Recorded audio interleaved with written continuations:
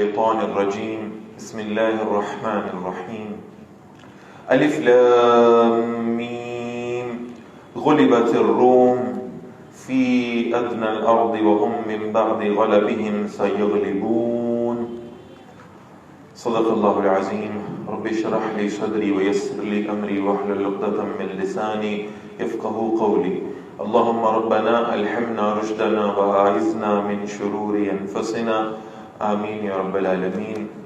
آج کے سیشن کا ہم آغاز کر رہے ہیں سورہ روم سے، اور سورۃ الروم کی جو آیات ہیں ابتدائی، یہ سن 614 عیسوی میں نازل ہوئی ہیں۔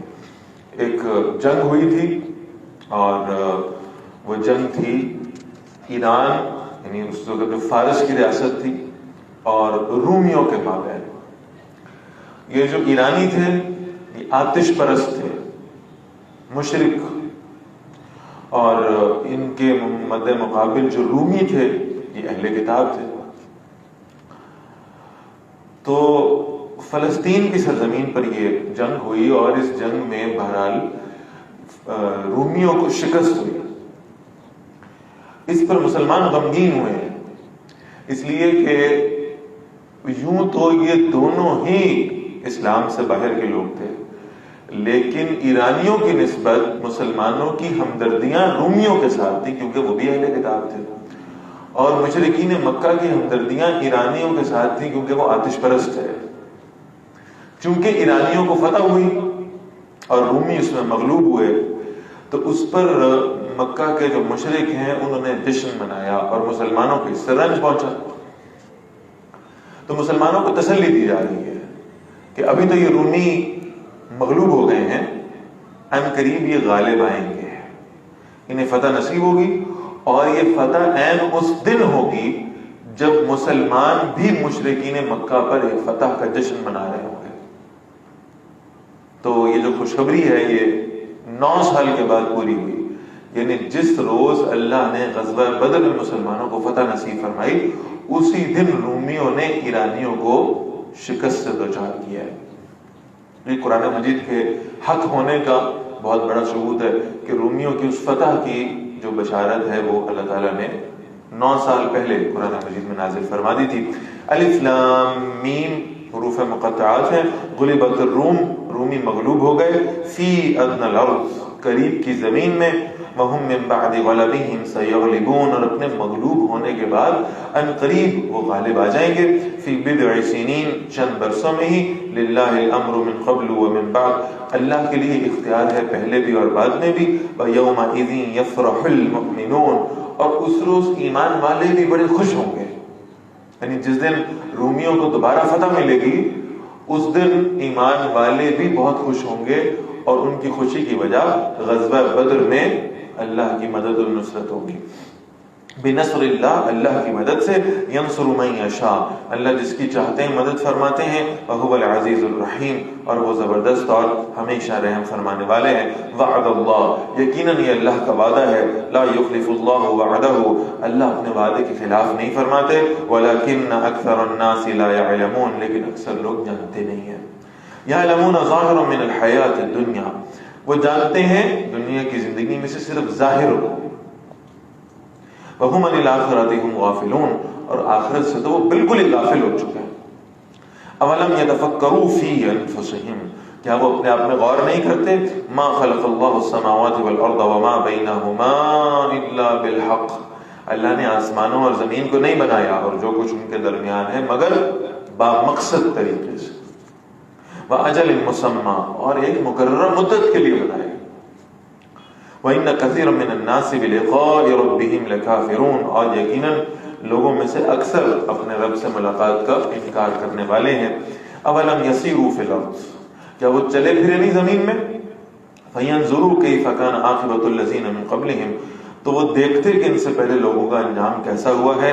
كَانُوا أَشَدَّ مِنْهُمْ قُوَّةً، وہ ان سے قوت میں زیادہ سخت ہے، وَأَثَارُوا الْأَرْضَ، اور انہوں نے زمین میں کھیتی کی، وَعَمَرُوهَا أَكْثَرَ مِمَّا عَمَرُوهَا، اور آباد کیا اسے جتنا زیادہ انہوں نے آباد کیا ہے۔ وجاءتهم رسلهم بالبينات اور ان کے پاس ان کے رسول آئے تھے واضح نشانیاں لے کر. فما كان الله ليظلمهم تو ایسا نہیں تھا کہ اللہ ان پر ظلم کرتے، ولكن كانوا انفسهم يظلمون لیکن وہ اپنی جانوں پر خود ظلم کرتے رہے ہیں. ثم كان عاقبة الذين اساءوا السوء پھر ان کا انجام بڑا برا ہوا جنہوں نے برائی کمائی تھی. ان كذبوا بآيات اللہ اس لیے کہ انہوں نے اللہ کی آیات کو جھٹلایا تھا. وَكَانُوا بِهَا يَسْتَهْزِئُونَ اور ان کا مذاق اڑایا کرتے تھے. اللہ يَبْدَأُ الْخَلْقَ اللہ ہی تخلیق کی ابتدا کرتے ہیں. ثم يعيده پھر وہ اسے دہرائیں گے یعنی دوبارہ پھر پیدا کریں گے مرنے کے بعد. ثم إِلَيْهِ تُرْجَعُونَ اور پھر اللہ ہی کی طرف تم لوٹائے جاؤ گے. وَيَوْمَ تَقُومُ السَّاعَةُ اور جس روز قیامت قائم ہوگی يُبْلِسُ الْمُجْرِمُونَ مجرم تو اس دن مایوس ہو جائیں گے. وَلَمْ يَكُنْ لَهُمْ مِنْ شُرَكَائِهِمْ شُفَعَاءُ اور ان کے لیے ان کے شریکوں میں کوئی نہیں ہوگا ان کی سفارش کرنے والے. وَكَانُوا بِشُرَكَائِهِمْ كَافِرِينَ اور وہ خود بھی ان شریکوں کا انکار کر دیں گے قیامت کے دن. وَيَوْمَ تَقُومُ السَّاعَةُ اور جس روز قیامت قائم ہوگی يَوْمَئِذٍ يَتَفَرَّقُونَ اس روز وہ جدا جدا ہو جائیں گے. فَأَمَّا الَّذِينَ آمَنُوا پھر وہ لوگ جو ایمان لائے وَعَمِلُوا الصَّالِحَاتِ اور اچھے عمل کرتے رہے فَهُمْ فِي رَوْضَةٍ يُحْبَرُونَ پھر ان کی جنت میں بڑی آؤ بھگت ہوگی. جنت میں ان کو پروٹوکول ملے گا، میزبانی کی جائے گی ان کی. وَأَمَّا الَّذِينَ كَفَرُوا اور وہ لوگ جنہوں نے کفر کیا وَكَذَّبُوا بِآيَاتِنَا اور ہماری آیات کو جھٹلا دیا وَلِقَاءِ الْآخِرَةِ اور آخرت کی ملاقات کا بھی انکار کرتے رہے فَأُولَٰئِكَ فِي الْعَذَابِ مُحْضَرُونَ بس وہ لوگ عذاب میں حاضر کیے ہوئے ہوں گے. فَسُبْحَانَ اللَّهِ بس اللہ کی پاکیزگی بیان کرو. حین تمسون جب تم شام کرتے ہو وحین تصبحون اور جب تم صبح کرتے ہو. وَلَهُ الْحَمْدُ فِي السَّمَاوَاتِ وَالْأَرْضِ اور آسمانوں اور زمین میں شکر صرف اللہ کے لیے ہے. وَعَشِيًّا اور پچھلے پہر بھی. وَحِينَ تُظْهِرُونَ جب تم دوپہر کرتے ہو. يُخْرِجُ الْحَيَّ مِنَ الْمَيِّتِ وہ زندہ کو نکالتا ہے مردہ میں سے. وَيُخْرِجُ الْمَيِّتَ مِنَ الْحَيِّ اور مردہ کو زندہ سے نکالتا ہے. وَيُحْيِي الْأَرْضَ بَعْدَ مَوْتِهَا اور زمین کو اس کی موت کے بعد زندہ کرتا ہے. وَكَذَلِكَ تُخْرَجُونَ اسی طرح تم بھی قبروں سے نکالے جاؤ گے. وَمِنْ آيَاتِهِ اور اللہ کی نشانیوں میں سے ہے ان خلقکم من تراب کہ اس نے تمہیں مٹی سے پیدا کیا. ثم اذا انتم بشر تنتشرون پھر اس وقت سے تم وہ انسان ہو جو زمین میں پھیلتے جا رہے ہیں. جو انسان دنیا سے رخصت ہوتے ہیں بہرحال ان کی ایک ترتیب اللہ نے ایسے قائم رکھی ہے کہ دنیا سے لوگ اٹھتے بھی جا رہے ہیں اور پھر اگلے پیدا بھی ہوتے جا رہے ہیں، رشتے بنتے جا رہے ہیں اور زمین کے اندر وہ آبادی بڑھتی جا رہی ہے. ومن آیاتہ اور اس کی نشانیوں میں سے ہے ان خلق لکم من انفسکم ازواجا اس نے تمہارے لیے تمہاری جنس میں سے جوڑے بنائے لتسکنوا الیہا تاکہ تم ان کے پاس سکون حاصل کرو. وجعل بینکم مودۃ ورحمہ اور اس نے تمہارے درمیان محبت اور رحمت رکھ دی ہے. یعنی یہ جو رشتہ ازدواج ہے ایک جملے کی بنیاد پہ بننے والا رشتہ ہے. ایک مرتبہ صرف اس عقد کو قبول کر لیا تو گئے کہ رشتہ قائم ہو گیا. اور اللہ اس جملے کے اندر کیا کیفیت رکھتے ہیں کہ وہ دو افراد جو ایک دوسرے کو پہلے شاید جانتے بھی نہیں ہوں گے اچھی طرح سے، اللہ ان کے درمیان میں محبت اور مودت الفت رحمت پیدا فرما دیتے ہیں. ان فی ذلک لآیات لقوم یتفکرون بے شک اس میں نشانیاں ہیں ان لوگوں کے لیے جو غور و فکر کرتے ہیں. ومن آیاتہ اور اس کی نشانیوں میں سے ہے خلق السماوات والارض آسمانوں اور زمینوں کا بنانا. واختلاف السنتکم والوانکم اور تمہاری زبانوں اور تمہارے رنگوں کا الگ الگ ہو جانا. ان فی ذلک لآیات للعالمین بے شک اس میں نشانیاں ہیں جاننے والوں کے لیے. ومن آیاتہ اور اس کی نشانیوں میں سے ہے منامکم باللیل والنہار تمہارا رات کو بھی سونا اور دن کے وقت میں بھی. وابتغاؤکم من فضلہ اور اس کے فضل میں سے تمہارا تلاش کرنا. ان فی ذلک لآیات لقوم یسمعون بے شک اس میں نشانیاں ہیں ان لوگوں کے لیے جو سننے والے ہیں. ومن آیاتہ اور اللہ کی نشانیوں میں سے ہے یریکم البرق خوفا وطمعا وہ تمہیں بجلی دکھاتا ہے خوف سے اور امید سے. وَيُنَزِّلُ مِنَ السَّمَاءِ مَاءً اور آسمان سے پانی نازل کرتا ہے فَيُحْيِي بِهِ الْأَرْضَ بَعْدَ مَوْتِهَا پھر اس پانی کے ذریعے سے زمین کو اس کی موت کے بعد زندہ کر دیتا ہے. إِنَّ فِي ذَلِكَ لَآيَاتٍ لِقَوْمٍ يَعْقِلُونَ بے شک اس میں نشانیاں ان لوگوں کے لیے جو سمجھنے والے ہیں. وَمِنْ آيَاتِهِ اور اللہ کی نشانیوں میں سے أَن تَقُومَ السَّمَاءُ وَالْأَرْضُ بِأَمْرِهِ کہ آسمان و زمین اللہ کے حکم سے قائم ہیں. ثم اذا دعاكم دعوة من الارض پھر وہ زمین میں ایک ہی مرتبہ تمہیں پکارے گا, تمہیں آواز دے گا. اذا انتم تخرجون فوراً ہی تم نکل آؤ گے. اللہ کے اس حکم پہ تمہیں اپنی قبروں سے چاروں ناچار باہر نکلنا پڑے گا. جس روز اللہ کے دربار میں حاضری کا حکم آ گیا تو کسی کی مجال نہیں ہے کہ وہ اس حکم سے انکار کر سکے. وَلَهُ مَنْ فِي السَّمَاوَاتِ وَالْأَرْضِ اور اسی کا ہے جو کچھ آسمانوں اور زمین میں ہے. كُلٌّ لَهُ قَانِتُونَ سب اس کے فرما بردار ہیں. وَهُوَ الَّذِي يَبْدَأُ الْخَلْقَ وہی ہے جو تخلیق کی ابتدا کرتا ہے. ثُمَّ يُعِيدُهُ پھر اسے دہرائے گا. وَهُوَ أَهْوَنُ عَلَيْهِ اور یہ اس پر بہت آسان ہے. وَلَهُ الْمَثَلُ الْأَعْلَى فِي السَّمَاوَاتِ وَالْأَرْضِ اور آسمان و زمین میں اس کے لیے بڑی اونچی مثالیں ہیں. وَهُوَ الْعَزِيزُ الْحَكِيمُ اور وہ زبردست اور کمال حکمت والا ہے. ثم يعيده پھر اسے دہرائے گا. وهو اهون عليه اور یہ اس پر بہت آسان ہے. وله المثل الاعلى في السماوات والارض اس کے لیے اونچی مثالیں آسمان و زمین میں. وهو العزيز الحكيم اور وہ زبردست اور کمال حکمت والا ہے. ضرب لكم مثلا من انفسكم اللہ نے تمہارے لیے خود تمہیں میں سے مثال بیان فرمائی ہے. هل لكم مما ملكت ايمانكم من شركاء فيما رزقناكم جو ہم نے تمہیں رزق عطا کیا ہے تمہارے غلاموں میں سے کوئی شریک ہیں اس میں. یعنی اگر کسی مالدار آدمی کو یہ کہا جائے کہ وہ اپنے غلاموں کو اپنے نوکروں کو جن کی کوئی حیثیت نہیں ہے اس کے سامنے ان کو کچھ نہ کچھ حصہ اپنے مال میں سے عطا کر دے, کچھ پارٹنرشپ دے دے ان کو, یہ کبھی گوارا نہیں کرے. اگر تم یہ گوارا نہیں کرتے کہ تمہارے ملازم اور تمہارے غلام تمہارے کاروبار میں تمہارے حصے دار بن جائیں تو تم یہ کیسے گوارا کرتے ہو کہ جو رب العالمین کے غلام ہیں انہیں تم اللہ کی ربوبیت میں حصہ دے دو. تم یہ کہنے لگو کہ ہے تو یہ اللہ کے غلام لیکن یہ بھی تھوڑے سے خدا ہیں, یہ بھی چھوٹے چھوٹے خدائی وہ کیفیات کے حامل ہیں, یہ تم کیسے کر لیتے ہو. فَأَنْتُمْ فِيهِ سَوَاءٌ پھر تم اس میں برابر ہو جاؤ. تَخَافُونَهُمْ كَخِيفَتِكُمْ أَنفُسِكُمْ تم اندیشہ رکھتے ہو ان کے بارے میں جیسا اندیشہ اپنے بارے میں تم رکھ سکتے ہو. كَذَلِكَ نُفَصِّلُ الْآيَاتِ لِقَوْمٍ يَعْقِلُونَ ایسے ہی ہم آیات کو واضح کرتے ہیں ان کے لیے جو سمجھنا چاہیں. اگر تم اپنے غلاموں کو اپنے مال میں حصہ نہیں دے سکتے, اپنے کاروبار میں حصہ نہیں دے سکتے, تو پھر اللہ کے غلاموں کو اللہ کی بادشاہت میں حصہ دینے کی کوشش مت کیا کرو, یہ شرک ہے. بل اتبع الذين ظلموا اهواءهم بغیر علم بلکہ پیروی کرتے ہیں وہ لوگ جنہوں نے ظلم کیا, وہ اپنی خواہشات کی پیروی کرتے ہیں بغیر کسی علم کے. فمن يهدي من اضل الله جسے اللہ گمراہ کر دے اسے پھر کون ہدایت دے سکتا ہے. وما لهم من ناصرین ان کے لیے کوئی مددگار نہیں ہوگا. فاقم وجهك للدين حنیفا اے نبی صلی اللہ علیہ وسلم اپنا رخ دین کے لیے یکسو ہو کر سیدھا کر لیں.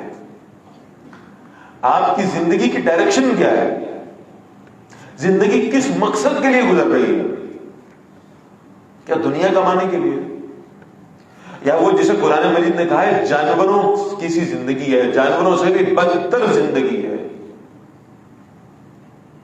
جیسے جانور ایک دن صبح اٹھتا ہے, کھاتا پیتا ہے, اپنا رزق تلاش کرتا ہے اور اس کے بعد شام کو گھر واپس آتا ہے اور سو جاتا ہے, تو کیا تم بھی ایسی زندگی گزار رہے ہو کہ تمہاری زندگی بھی سوائے رزق کی تلاش کا کچھ نہیں؟ تمہاری زندگیوں کا رخ کیا ہے؟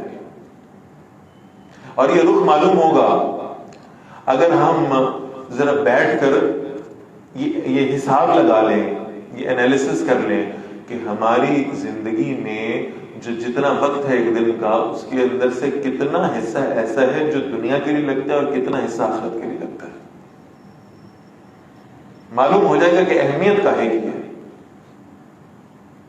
اگر تو غالب حصہ نہ صحیح, اگر تو برابر بھی لگ رہا ہے نا دین کے لیے, تو پھر بھی عافیت کی بات ہے. اور اگر ایسا نہیں ہے تو پھر اس کا مطلب ہے ہمارا مطمئنہ تو دنیا بن گئی. فرمایا فطرت اللہ التی فطر الناس علیہا، اللہ کی وہ فطرت اختیار کیے رکھیں جس پر لوگوں کو اللہ نے پیدا کیا ہے. لا تبدیل لخلق اللہ، اللہ کے بنائے ہوئے کو بدلنا نہیں. یہ دین فطرت ہے. بعض لوگوں کو بڑا مشکل لگتا ہے اللہ کے حکموں کو ماننا. بہت سخت باتیں، بڑا مشکل دین ہے. یہ مشکل نہیں ہے، اور نہ ہی یہ کسی مولوی نے مشکل کیا ہے، اس لیے کہ کسی کی کیا مجال ہے کہ اللہ کے دین میں تبدیلیاں پیدا کر سکے. اللہ اپنے دین کی خود حفاظت فرمانے والے. یہ دین مشکل نہیں ہے. اس دین کو اور اس کے حکموں کو مشکل کہنے کی بجائے ذرا اپنی فطرتوں کی طرف دیکھیں. لگتا ہے کہ وہ فطرتیں مسخ ہو گئی ہیں، اس لیے دین مشکل محسوس ہونے لگا. اگر ہم اپنی فطرت کے مطابق زندگی گزار رہے ہو تو دین کا کوئی کام ایسا نہیں ہے، کوئی حکم ایسا نہیں ہے جو ہمیں مشکل لگے. اللہ نے اس دین کو دین فطرت بنایا.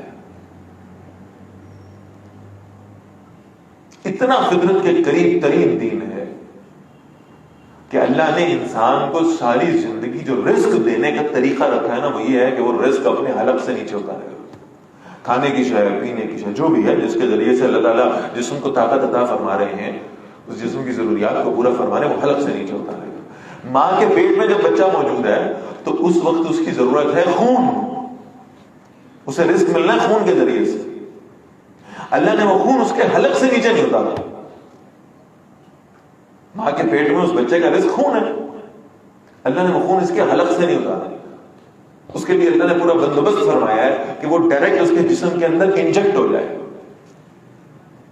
اس لیے کہ کہیں ایسا نہ ہو کہ وہ بچہ جب دنیا میں آئے تو اس کی فطرت یہ بن چکی ہو کہ وہ خون پینے کو برا نہ جانتا ہو. اس لیے کہ شریعت اسلامی میں اللہ نے خون کو حرام قرار دیا ہے، حلق سے نہیں اتارا جا سکتا. ہاں اگر کسی کو خون کی ڈیفیشنسی ہو رہی ہے وہ ڈائریکٹلی اپنی باڈی میں انجیکٹ کروا سکتا ہے خون، حلق سے نہیں اتار سکتا. اس قدر یہ دین فطرت کے قریب ہے. جس فطرت پر اللہ نے پیدا کیا ہے اسی فطرت کے مطابق اس دین کو بنایا. ذالک الدین القیم، یہی سیدھا دین ہے. ولکن اکثر الناس لا يعلمون، لیکن اکثر لوگ جانتے نہیں ہیں. منیبین الیہ، رجوع کرنے والے ہو جاؤ اللہ کی طرف. واتقوہ، اور اللہ کا تقوی اختیار کرو. واقیموا الصلاۃ، اور نماز کو قائم کرو. ولا تکونوا من المشرکین، اور دیکھو شرک کرنے والوں میں سے نہ ہونا. من الذین فرقوا دینہم، وہ لوگ جنہوں نے اپنے دین کو ٹکڑے ٹکڑے کر لیے. دین کی بعض باتیں تسلیم کر لی، بعض کا انکار کر لیا.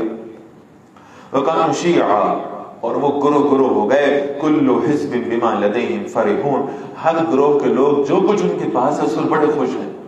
سمجھتے ہیں حق ہمارے پاس ہے، جو ہم سے باہر ہے وہ باطل پہ ہے. اپنے دین کے حصے بکھرے کر چکے اور پھر اس پر خوش ہیں.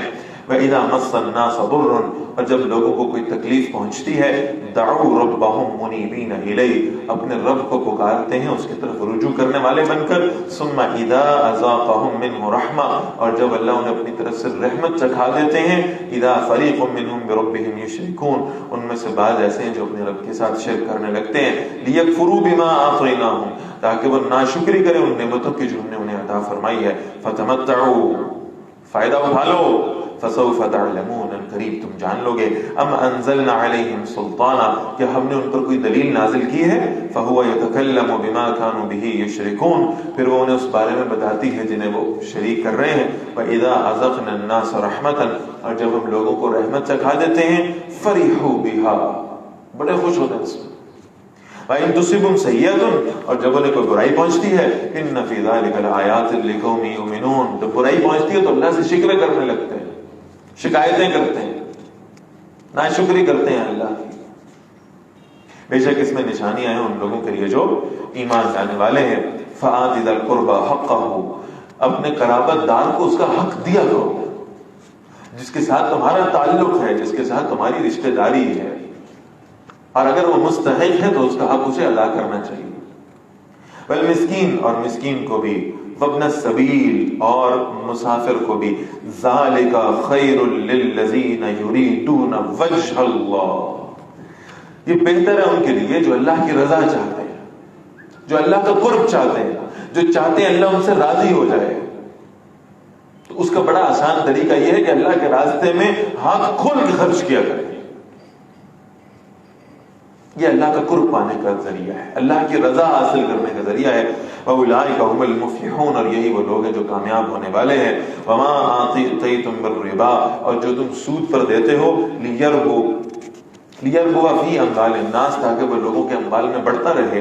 فَلَا يَرْبُو عِندَ اللَّهِ, اللہ کے ہاں وہ نہیں بڑھتا. بظاہر یہ محسوس ہو رہا ہے کہ سود پر کاروبار کر رہے ہیں تو کاروبار بھی بڑھ رہا ہے, ایک فیکٹری ہے تو 4 ہو رہی ہیں, ایک دکان ہے تو 2 ہو رہی ہیں, اور محسوس ہو رہا ہے کہ سود کی وجہ سے تو ہمیں فائدہ بھی, منافع بھی زیادہ مل رہا ہے. اللہ فرما رہے ہیں اللہ کے ہاں یہ نہیں بڑھتا.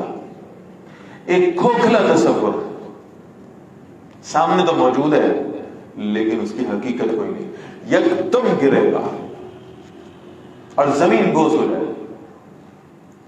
وما آتیتم من زکات, اور جو تم زکات میں سے ادا کرتے ہو, تریدون وجہ اللہ, اور اللہ کی رضا چاہتے ہو اس سے. فاولئک هم المضعفون, تو وہی لوگ ہیں جو اپنے حصے کو کئی گنا بڑھا لینے والے ہیں. اللہ ان کو ان کا اجر کئی گنا بڑھا کے عطا فرمائیں گے. اللہ الذی خلقکم, اللہ وہ ہے جس نے تمہیں پیدا کیا. ثم رزقکم, پھر تمہیں رزق عطا کیا. ثم یمیتکم, پھر وہ تمہیں موت دے گا. ثم یحییکم, اور پھر تمہیں دوبارہ زندہ کرے گا. هل من شرکائکم من یفعل من ذلکم من شیء, تمہارے شریکوں میں سے کوئی ہے جو ایسا کر سکے, ان کاموں میں سے کوئی ایک کام بھی کر سکے. سبحانہ وتعالی عما یشرکون, پاک اور بلند و برتر ہے وہ ان سے جنہیں وہ شریک ٹھہراتے ہیں. ظہر الفساد فی البر والبحر بما کسبت ایدی الناس, زمین اور خشکی میں فساد برپا ہو گیا ہے ان اعمال کی وجہ سے جو لوگوں نے کمائے ہیں. ذرا سا کوئی زمین میں زلزلہ آتا ہے, زمین کانپنے لگتی ہے, فوری طور پر لوگ ٹی وی چینل آن کرتے, معلوم ہو گئی زلزلہ آیا تھا, کتنے ریکٹر اسکیل کی شدت تھی اس کی. جیسے زلزلہ آ رہا ہے, جس وقت آ رہا ہے تو اس وقت تو خیال ہے کہ بس ذرا کہیں گھروں سے باہر نکل جائیں, کسی میدان میں چلے جائیں, کلمہ بھی پڑھا جا رہا ہے اور اللہ کو یاد بھی کیا جا رہا ہے کہ بچت ہو جائے. جیسے ہی زلزلہ رکتا ہے سب سے پہلا کام ہے کہ ٹی وی سے 3 آن کرتے ہیں تاکہ زلزلے کی خبر سن سکیں. اپنے رشتہ داروں کو ٹیلی فون کرتے ہیں, بھائی تم خیریت سے ہو, زلزلہ آیا تھا. اور ٹی وی پر فوراً بتایا جاتا ہے کہ جناب اتنی شدت کا زلزلہ تھا. اور پھر چند لوگ فوراً انوائٹ کیے جاتے ہیں, دانشور بلائے جاتے ہیں, ان سے پوچھا جاتا ہے ہم بھی زلزلہ کیوں آیا تھا؟ بھئی وہ زلزلہ اس لیے آیا تھا کہ فلاں وہ کوہ ہندو کش میں اور زمین سے 500 کلومیٹر نیچے وہ کچھ پلیٹس ہیں, وہ آگ ہل گئی تھی اور ان کے ہلنے کی وجہ سے زلزلہ ہو گیا تھا. کبھی ان سے پوچھیں بس زمین کے 500 کلومیٹر نیچے بیٹھی ہوئی پلیٹ کو ہلانے والا کون ہے اور کیوں ہلا رہا ہے وہ؟ اس لیے کہ اس زمین کے سینے پر کھڑے ہوئے لوگوں نے اللہ کی نافرمانی کا بازار گرم کر رکھا ہے. یہ اس کی ناراضگی کا مظہر ہے. ہونا تو یہ چاہیے تھا کہ جب عذاب کا کوئی ٹریلر آتا تو ہم اللہ سے معافی مانگتے, ہم اپنے گناہوں پر رجوع کرتے, ہم سوچتے سنجیدگی کے ساتھ کہ ہمارا کون سا ایسا عمل ہے من حیث القوم جس کی وجہ سے عذاب ہم پہ آیا. اس پہ تو پریشان ہونے کی ضرورت ہے. آندھیاں یوں ہی نہیں آیا کرتی, زلزلے یوں ہی نہیں آیا کرتے, سیلاب یوں ہی نہیں آیا کرتے, قحط یوں ہی نہیں آیا کرتے. یہ قوموں کے وہ اجتماعی گناہ ہیں جن پر اللہ تعالیٰ انہیں عذاب کا ایک ٹریلر بھیجتا ہے اور پھر انہیں بتاتا ہے کہ اگر یہ ہلکا سا ٹریلر ایسا تھا, ایک ہلکا سا زلزلہ آیا, زمین ذرا سی کانپی, تمہارے اوپر خوف طاری ہوا, تمہاری عمارتیں کمزور تھی گرنا شروع ہو گئی, تمہارے لوگ ملبے تلے دبنا شروع ہو گئے. یہ تو ذرا سا زلزلہ تھا. ذرا غور کرو, اذا زلزلت الارض زلزالها, جب وہ سب سے بڑا قیامت کا زلزلہ آئے گا اس وقت کیفیت کیا ہوگی؟ اس وقت کہاں بچو گے؟ اس وقت کون تمہیں سہارا دینے آئے گا؟ جن اعمال کی وجہ سے یہ عذاب آتے ہیں ان اعمال سے توبہ کرنے کی طرف توجہ ہونی چاہیے. اللہ نے اس کی توفیق عطا فرما دی. فرمایا ظہر الفساد فی البر والبحر بما کسبت ایدی الناس, زمین اور خشکی میں, سمندر میں اور خشکی میں فساد برپا ہو گیا ہے لوگوں کے اعمال کی وجہ سے. حضرت انس بن مالک رضی اللہ تعالیٰ عنہ کے حوالے سے روایت آتی ہے ایک مرتبہ اپنے شاگردوں کے ساتھ بیٹھے ہوئے تھے, باہر آندھی آ گئی. آندھی آتی ہے تو لوگ دروازے بند کرتے ہیں, کھڑکیاں بند کرتے ہیں, کہیں مٹی جو ہے وہ گھر کے اندر نہ آ جائے. تو سب اٹھے اور آندھی سے بچنے کی کوشش کرنے لگے. تو کسی شاگرد نے پوچھا انس بن مالک رضی اللہ تعالیٰ سے, حضرت آپ رسول اللہ صلی اللہ علیہ وسلم کے ساتھ 10 سال رہے ہیں, خدمت کرتے رہے ہیں آپ صلی اللہ علیہ وسلم کی, ذرا بتائیے کہ جب دور نبوی میں آندھی آیا کرتی تھی تو آپ لوگ کیا کیا کرتے تھے؟ فرمایا آندھی ذرا سی تیز ہوا چلتی تھی ہم فوراً مسجد نبوی کی طرف بھاگا کرتے تھے تاکہ اللہ کے سامنے سجدہ ریز ہو کر معافی مانگ لیں, کہیں اللہ کی ناراضگی نہ ہو, کہیں اللہ کا عذاب نہ ہو اور کہیں قیامت نہ آ گئی. ذرا سی ہوا تیز چلتی تھی تم خوف میں مبتلا ہو جاتے تھے. تم تو آندھیوں میں بھی بے خوف ہو, تم تو زلزلوں میں بھی بے خوف ہو, تم تو سیلابوں میں بھی بے خوف ہو.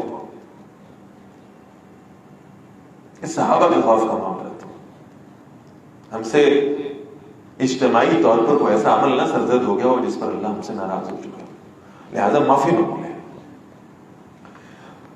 تو فرمایا سمندر اور خشکی میں فساد برپا ہو گیا لوگوں کے اعمال کی وجہ سے, لیذیقہم بعض الذی عملوا, تاکہ اللہ ان کے کیے ہوئے اعمال کا مزہ انہیں چکھائے, لعلہم یرجعون, تاکہ وہ بعد آ جائیں. ان عذابوں کا, ان مشکلات کا جو اصل مقصد ہے وہ یہ ہے کہ انسان اللہ کی طرف واپس لوٹ آئے, رجوع کر لیں, توبہ کر لیں. قل سیروا فی الارض, نبی صلی اللہ علیہ وسلم فرمائیے چلو پھر زمین میں, فانظروا کیف کان عاقبۃ الذین من قبل, دیکھو کیا انجام ہوا ان کا جو تم سے پہلے گزرے ہیں. کان اکثرهم مشرکین, ان میں سے اکثر مشرک تھے. فاقم وجهك للدین القیم, اے نبی صلی اللہ علیہ وسلم اپنا رخ سیدھا کر لیجئے خالص دین کے لیے ہو کر. آپ کی زندگی کی ڈائریکشن اللہ کا دین ہونا چاہیے. من قبل ان یاتی یوم, اس سے پہلے کہ وہ دن آ جائے, لا مرد له من اللہ, جس کا ٹلنا اللہ کی طرف سے ممکن نہیں ہے, اور قیامت کا دن نہ آ جائے اس سے پہلے اپنی زندگی کی سمت درست کرے. یومئذ یصدعون, جس روز وہ جدا ہو جائیں گے. من کفر فعلیہ کفرہ, اور جس نے کفر کیا تو اس کے کفر کا وبال اسی پر ہے. ومن عمل صالحا, اور جس نے اچھا عمل کیا, فلانفسہم یمہدون, تو وہ اپنے ہی لیے راستہ سنوار رہے ہیں, جنت کا راستہ سیدھا کر رہے ہیں اپنے لیے. لیجزی الذین آمنوا, تاکہ اللہ بدلہ دے انہیں جو ایمان لائے. وعمل الصالحات, اور اچھے عمل کرتے رہے. من فضلہ, اپنے فضل میں سے. انہ لا يحب الکافرین, بے شک وہ کافروں کو پسند نہیں کیا کرتا. ومن آیاتہ, اور اس کی نشانیوں میں سے. ان یرسل الریاح مبشرات, کہ وہ ہواؤں کو خوشخبریاں دینے والیاں بنا کر بھیجتا ہے. ولیذیقکم من رحمتہ, اور تاکہ وہ تمہیں اپنی رحمت میں سے چکھائے. ولتجری الفلک بامرہ, اور تاکہ کشتیاں اس کے حکم سے چلتی رہیں. وَلِتَبْتَغُوا مِنْ فَضْلِهِ, تاکہ تم اس کے فضل میں سے تلاش کرو. وَلَعَلَّكُمْ تَشْكُرُونَ, اور تاکہ تم شکر ادا کرو. وَلَقَدْ أَرْسَلْنَا مِنْ قَبْلِكَ رُسُلًا إِلَىٰ قَوْمِهِمْ, اور نبی صلی اللہ علیہ وسلم یقیناً ہم نے آپ سے پہلے بھی رسولوں کو بھیجا ان کی قوم کی طرف. فَجَاءُوهُمْ بِالْبَيِّنَاتِ, بس ان کے پاس واضح نشانیاں لے کر آئے. فَانْتَقَمْنَا مِنَ الَّذِينَ أَجْرَمُوا, پھر ہم نے انتقام لیا ان سے جن نے جرائم کیے. وَكَانَ حَقًّا عَلَيْنَا نَصْرُ الْمُؤْمِنِينَ, اور ہم پر لازم تھا ایمان والوں کی مدد کرنا. اللہ الذی یرسل الریاح, اللہ وہ ہے جو ہوائیں بھیجتا ہے. فتصیر السحابہ, وہ بادل اٹھا لاتی ہیں. فیبسطہ فی السماء کیف یشاء, پھر اللہ پھیلاتا ہے اسے آسمان میں جیسے چاہتا ہے. ویجعلہ کسفا, پھر اسے ٹکڑے ٹکڑے کر دیتا ہے. فطر الغدق یخرج من خلالی, بس تم بارش کو دیکھتے ہو کہ اس کے درمیان میں سے نکلتی ہے. فاذا اصاب به من یشاء من عباده, پھر وہ اپنے بندوں میں سے جس پر چاہتا ہے وہ بارش برسا دیتا ہے. اذا هم یستبشرون, یکدم وہ خوش ہو جاتے ہیں. وَإِن كَانُوا مِن قَبْلِ أَن يُنَزَّلَ عَلَيْهِم مِّن قَبْلِهِ لَمُبْلِسِينَ, حالانکہ بے شک اس سے پہلے جب وہ بارش برسائی جاتی تھی ان پر وہ بڑے ناامید ہوتے تھے. فَانظُرْ إِلَىٰ آثَارِ رَحْمَتِ اللَّهِ, دیکھو اللہ کے رحمت کے آثار اس بارش میں. كَيْفَ يُحْيِي الْأَرْضَ بَعْدَ مَوْتِهَا, اللہ اس بارش کے ذریعے سے کیسے مردہ زمین میں زندگی پیدا فرما دیتے ہیں. إِنَّ ذَلِكَ لَمُحْيِي الْمَوْتَىٰ, بے شک وہ اللہ ہے جو مردوں کو بھی ایسے ہی زندہ کرنے والا ہے. ایک مردہ بیج زمین میں بویا جاتا ہے اور بارش اللہ کا حکم بن کے نازل ہوتی ہے اور اللہ اس مردہ زمین میں زندگی پیدا کرتے. تو جب تم مر جاؤ گے اور مردہ ہو کر اسی زمین میں دفن کیے جاؤ گے تو کیا اللہ تمہیں دوبارہ پیدا کرنے کی, دوبارہ تمہیں زندگی لانے کی صلاحیت نہیں رکھتا؟ وَهُوَ عَلَى كُلِّ شَيْءٍ قَدِيرٌ، وہ تو ہر چیز پر قدرت رکھتا ہے. وَلَئِنْ أَرْسَلْنَا رِيحًا، اور یقیناً اگر ہم کوئی ہوا بھیجتے، فَرَعُوهُ مُصْفَرًّا، دیکھتے وہ کہ کھیتی زرد ہو گئی ہے، ایک آندھی آتی اور یہ ساری جو ان کی جمع پونجی ہے، جو ان کی محنت ہے، وہ ضائع ہو جاتی. وَظَلُّوا مِن بَعْدِهِ يَكْفُرُونَ، تو ضرور اس کے بعد وہ ناشکری کرنے لگتے ہیں اللہ کی. فَإِنَّكَ لَا تُسْمِعُ الْمَوْتَى، بے شک نبی صلی اللہ علیہ وسلم آپ مردوں کو نہیں سنا سکتے. یہ جو آپ سے قرآن سن کے، آپ سے اللہ کے دین کی دعوت سن کے بھی نہیں مان رہے، مردے ہیں یہ. ان کے جسم زندہ ہوں گے، یہ چلتے پھرتے بھی ہوں گے، کھاتے پیتے بھی ہوں گے، دل مردہ ہو چکے. وَلَا تُسْمِعُ الصُّمَّ الدُّعَاءَ إِذَا وَلَّوْا مُدْبِرِينَ، اور آپ بہروں کو بھی اپنی پکار نہیں سنا سکتے جب وہ پیٹ پھیر کر آپ کے پاس سے بھاگ جائیں. وَمَا أَنْتَ بِهَادِ الْعُمْيِ عَنْ ضَلَالَتِهِمْ، آپ اندھوں کو ان کی گمراہی سے نکالنے کے لیے راستہ بھی نہیں دکھا سکتے، اندھے ہیں. إِن تُسْمِعُ إِلَّا مَن يُؤْمِنُ بِآيَاتِنَا، آپ نہیں سنا سکتے مگر صرف اس کو جو ہماری آیات پہ ایمان لانے والے ہیں. فہم مسلمون، اور پھر وہ فرما برداری اختیار کرنے والے ہیں. اللہ الذی خلقکم من ضعف، اللہ وہ ہے جس نے تمہیں کمزوری سے پیدا کیا. وہ بچہ جو دنیا میں آتا ہے کس قدر کمزور، کس قدر لاچار، کس قدر بے بس، نہ اپنی کیفیت بتا سکتا ہے رونے کے سوا، نہ اپنے رزق کا خود اہتمام کر سکتا ہے، نہ خود سے اٹھ بیٹھ سکتا ہے، چل پھر سکتا ہے، کوئی کیفیت نہیں، کمزوری. ثم جعل من بعده ضعفا قوة، پھر اس نے کمزوری کے بعد قوت بنا دی. ثم جعل من بعد قوة ضعفا وشيبا، اس نے قوت کے بعد کمزوری بنائی اور بڑھاپا بنایا. یخلق ما یشاء، وہ پیدا کرتا ہے جو وہ چاہتا ہے. وهو العلیم القدیر، اور وہ سب کچھ جاننے والا اور بڑی قدرت رکھنے والا ہے. ویوم تقوم الساعة، اور جس روز قیامت قائم ہوگی، یقسم المجرمون، مجرم قسمیں کھانے لگیں گے. ما لبثوا غیر ساعۃ، ہم تو دنیا میں ایک گھڑی سے زیادہ رہے ہی نہیں ہیں. کذالک کانوا یؤفکون، اس طرح سے وہ دنیا میں بہکائے جاتے تھے، دنیا میں سمجھتے تھے یہی اصل ہے. کتنی طویل زندگی ہے، 60 70 80 سال کی، اسی کو اصل سمجھتے تھے. وقال الذين اوتوا العلم والایمان، اور کہیں گے وہ لوگ جنہیں اللہ نے ایمان اور علم عطا فرمایا تھا. لقد لبثتم في كتاب الله الى يوم البعث، یقیناً تم رہے ہو اللہ کی کتاب کے مطابق دوبارہ اٹھائے جانے کے دن تک، قیامت کے دن تک تمہارا قیام رہا ہے. فهذا يوم البعث، کہ دوبارہ اٹھائے جانے کا دن ہے. ولكنكم كنتم لا تعلمون، لیکن تم اسے جانتے نہیں تھے. فيومئذ لا ينفع الذين ظلموا معذرتهم، یہ ظالموں کی معذرت قیامت والے دن ان کی کوئی کام نہیں آئے گی. بہانے بنائیں، اپنے اعمال کا انکار کر دیں، کوئی فائدہ نہیں. ولا هم يستعتبون، اور انہیں اس وقت توبہ کا موقع نہیں دیا جائے گا. وہ کتنی معافی کیوں نہ مانگنا چاہیں، اب ان کی توبہ قبول نہیں ہوگی. یہ ہے میرے اور آپ کے پاس گولڈن چانس جس میں اس وقت ہم موجود ہیں، جس لمحے میں آج ہم میں سے کس کو معلوم ہے کہ صبح اٹھنا ہے یا نہیں. اللہ کے رسول فرماتے ہیں صلی اللہ علیہ وسلم، جو بیٹھا ہے اسے نہیں معلوم کہ وہ کھڑا ہوگا، اور جو کھڑا ہے اسے نہیں معلوم کہ وہ بیٹھ سکے گا، اور جو سونے لگا ہے اسے نہیں پتا کہ اسے صبح اٹھنا ہی نہیں. موت تو کبھی بھی آ سکتی ہے.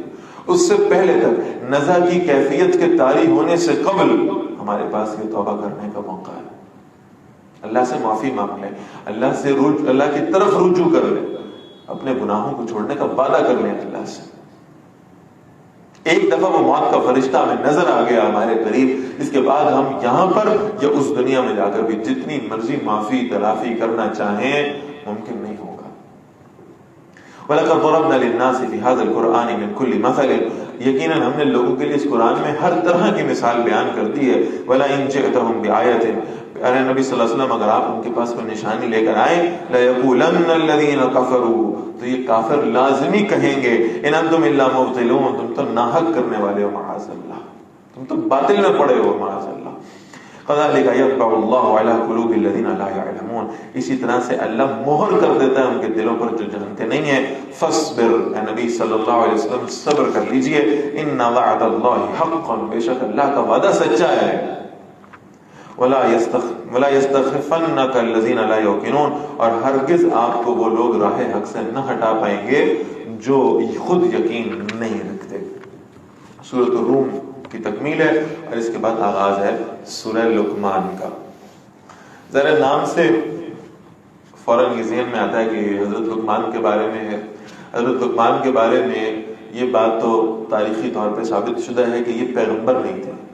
البتہ اس میں اختلاف ہے کہ کسی پیغمبر کے امتی تھے یا نہیں تھے، اس لیے کہ ان کی جو نصیحتیں آتی ہیں ان کے بارے میں جو ذکر ملتا ہے اس میں بہرحال نبوت کا کوئی ذکر نہیں ہے. اللہ کا بھی ہے، آخرت کا بھی ہے، نبوت کا کوئی ڈائریکٹلی ذکر ہمیں نہیں ملتا. اللہ نے ایک ایسے شخص کو جو نبی نہیں ہے اور کسی نبی کا امتی ہونے میں بھی اختلاف ہے، اس شخص کے نام پر قرآن مجید کی 114 صورتوں میں سے ایک صورت رکھی ہے. بڑی توجہ طلب بات ہوگی. اور پھر اللہ نے اس شخص کا ذکر فرمایا ہے اس سورہ مبارکہ میں، اور اس شخص کی نصیحتوں کو جو وہ اپنے بیٹے کو کر رہے تھے اللہ نے قرآن مجید میں کوٹ ان کوٹ ذکر کیا ہے ان کا کہ انہوں نے اپنے بیٹے کو یہ نصیحتیں کی تھی. معلوم ہوتا ہے کہ بہت اہم بات ہوگی اللہ کے نزدیک جو اللہ تعالیٰ نے یہاں بیان فرمائی ہے. بسم اللہ الرحمن الرحیم. الف لام میم تلک آیات الکتاب الحکیم. یہ آیات ہیں حکمت بھرے کتاب کی. ہدی و رحمۃ للمحسنین. یہ ہدایت اور رحمت ہے نیکی کرنے والوں کے لیے. الذین یقیمون الصلاۃ. وہ جو نماز قائم کرتے ہیں. ویؤتون الزکاۃ. زکات ادا کرتے ہیں. وہم بالآخرۃ هم یوقنون. آخرت پر تو وہ یقین رکھتے ہیں. اولئک علی ھدی من ربہم. یہ لوگ اپنے رب کی طرف سے ہدایت پر ہیں. واولئک هم المفلحون. اور یہی وہ لوگ ہیں جو کامیاب ہونے والے ہیں. ومن الناس من یشتری لهو الحدیث. اور لوگوں میں سے کوئی ایسا بھی ہے جو غافل کرنے والی بات کو خریدتا ہے. لیضل عن سبیل اللہ بغیر علم. تاکہ وہ اللہ کی راہ سے بغیر کسی علم کے گمراہ کرے. ویتخذها ہزوا. اور اسے مذاق بنائے. یہ جو لہو الحدیث ہے، غافل کرنے والی بات، کاہے سے غافل کرے گی؟ اللہ کے قرآن سے. ہم آگے سورہ حامیم سجدہ میں پڑھیں گے انشاءاللہ کہ مشرکین مکہ نے یہ پلاننگ کی تھی کہ ہمارے نوجوانوں کے کانوں میں جب قرآن جاتا ہے تو ان کے دل پگھلنے لگتے ہیں، ان پر اس کے اثرات مرتب ہونے لگتے ہیں. لہٰذا جب بھی نبی صلی اللہ علیہ وسلم قرآن پڑھیں بندوبست کرو کسی لہو الحدیث کا. اور اس کے لیے وہ یہ کیا کرتے تھے کہ باقاعدہ اپنی جیب سے پیسے خرچ کر کے ایسی عورتوں کو ہائر کیا کرتے تھے جو بیت اللہ میں آ کر موسیقی بجائیں اور رقص کریں. مغنیاں عورتیں، تاکہ جب بھی آپ صلی اللہ علیہ وسلم قرآن مجید کی تلاوت کریں بآواز بلند تو لوگوں کے کانوں میں وہ آواز نہ جا سکے. اس کے لیے اس قدر اہتمام ہوتا تھا. یہی کچھ آج ہمارا الیکٹرانک اور سوشل میڈیا بھی کر رہا ہے. آپ قرآن مجید کھولنے کے لیے انٹرنیٹ پہ بیٹھ جائیں، آپ کوئی تفسیر پڑھنے کا ارادہ رکھتے ہو تو آپ کو ایسے ایسے ایڈز دکھائے جائیں گے نہ چاہتے ہوئے بھی کہ آپ کی توجہ جو ہے نا وہ ہٹ جائے اللہ کے قرآن سے. یہ ڈرامے، یہ فلمیں، یہ موسیقی کے آلات، یہ سب کس لیے ہیں؟ قرآن مجید سے توجہ ہٹانے کے لیے، تاکہ وہ وقت جو اللہ کے قرآن کے ساتھ قیمتی بننا تھا نا وہ میرا نوجوان جو ہے وہ دنیا کے ان سارے معاملات میں ضائع کر دے. آپ ذرا اس لہو الحدیث کی مثال سمجھیں. الرحیق المختوم میں مولانا شیخ الرحمن مبارک پوری ایک روایت لے کر آیا رحمہ اللہ تعالی. وہ کہتے ہیں کہ رسول اللہ صلی اللہ علیہ وسلم خود فرماتے ہیں کہ جب مجھے نبوت عطا نہیں کی گئی تھی اس سے قبل میں بکریاں چرایا کرتا تھا اور مکہ میں ایک بازار لگا کرتا تھا. یہ اللہ تعالیٰ نے لائیو ایگزامپل دکھا دیا آپ کو. ٹھیک، تو ایک بازار لگا کرتا تھا مکہ میں. اس بازار میں یعنی یہ سمجھے کہ قصہ خانی کا بازار ہوا کرتا تھا. لوگ بیٹھے ہوتے تھے اور کہانیاں لکھ کے لاتے تھے، فرضی کہانی. مکہ کے لوگ اپنی انٹرٹینمنٹ کے لیے ان کے پاس جاتے تھے اور چند ایک لوگ جب اکٹھے ہو کے ان کے پاس بیٹھتے تھے تو سب اپنی اپنی فی پے کیا کرتے تھے اور پھر یہ لوگ انہیں وہ فرضی کہانیاں سنایا کرتے تھے. اسے کہا جاتا تھا یہ قصہ خانی کا بازار ہے. اللہ کے رسول صلی اللہ علیہ وسلم فرماتے ہیں کہ ایک روز بکریاں چراتے ہوئے میں نے سوچا ذرا اس بازار میں جا کے دیکھو تو صحیح وہاں کیا ہوتا ہے. تجسس، کیوریوسٹی، میں ذرا جا کے دیکھوں کیا معاملہ ہے. تو آپ صلی اللہ علیہ وسلم فرماتے ہیں میرے ساتھ ایک اور نوجوان ہوا کرتا تھا جو اپنی بکریاں چراتا تھا، تو میں نے اس سے کہا ذرا میری بکریوں کا دھیان رکھنا، اور میں تھوڑی دیر میں آیا. اور آپ صلی اللہ علیہ وسلم فرماتے ہیں کہ میں وہاں سے نکلا اور اس قصہ خانی کے بازار کی طرف جانا شروع ہوا. یہ قصہ خانی کا بازار آپ آج کے دور میں کہیں تو آج کا ڈرامہ یا آج کی فلم ہوگی. اسی طرح وہ ذرا ٹیکنالوجی آ گئی تو ہم نے انہی فرضی قصے کہانیوں کو پہلے وہ کتابی شکل میں ناول بن کے آ جاتے تھے، اور پھر اب ہم نے انہیں وہ فزیکل کریکٹرز کی صورت میں ڈرامے اور فلم بنا کے لوگوں کے سامنے پیش کر کے. اللہ کے رسول صلی اللہ علیہ وسلم فرماتا ہے کہ نبوت نہیں ملی، ابھی ذہن میں رکھیے گا. تو آپ صلی اللہ علیہ وسلم فرماتے ہیں کہ میں اس بازار کی طرف جانا شروع ہوا. راستے میں ایک درخت آیا، مجھ پر اتنی شدید نیند طاری ہوئی کہ میں اس درخت کے نیچے بیٹھا، اور میں نے سوچا کہ میں کچھ دیر کے لیے آرام کر لوں. اور میں وہاں درخت کے نیچے بیٹھا اور مجھ پر وہ نیند طاری ہوئی کہ میں سو گیا. اور جب میں اٹھا تو سورج غروب ہو چکا تھا اور وہ بازار لپیٹا جا چکا تھا. اور میں بڑا حیران ہوا کہ میں تو اتنا کبھی نہیں سویا، پورا دن سوتا رہا ہوں. میں بڑا حیران ہوا. پھر آپ صلی اللہ علیہ وسلم فرماتے ہیں جب اللہ نے مجھے نبوت عطا فرمائی نا، تب مجھے معلوم ہوا میرا رب چاہتا نہیں تھا کہ میں کسی فضول کام کے اندر اپنا وقت ضائع کروں. اللہ نے مجھ پر نیند طاری کر کے مجھے اس بازار میں جانے سے بچا لیا. یہ ہے رسول اللہ کا طرز عمل صلی اللہ علیہ وسلم. تو فرمائے کہ جو لہو الحدیث خریدتے ہیں، غافل کر دینے والی بات، اللہ کے قرآن سے دور کرنے والی چیزیں، یہ سب میں نے عرض کر دیا کہ جو میڈیا کے ہاتھ کنڈے، چاہے وہ الیکٹرانک ہو یا سوشل میڈیا ہو، سب کے سب اس میں شامل ہیں،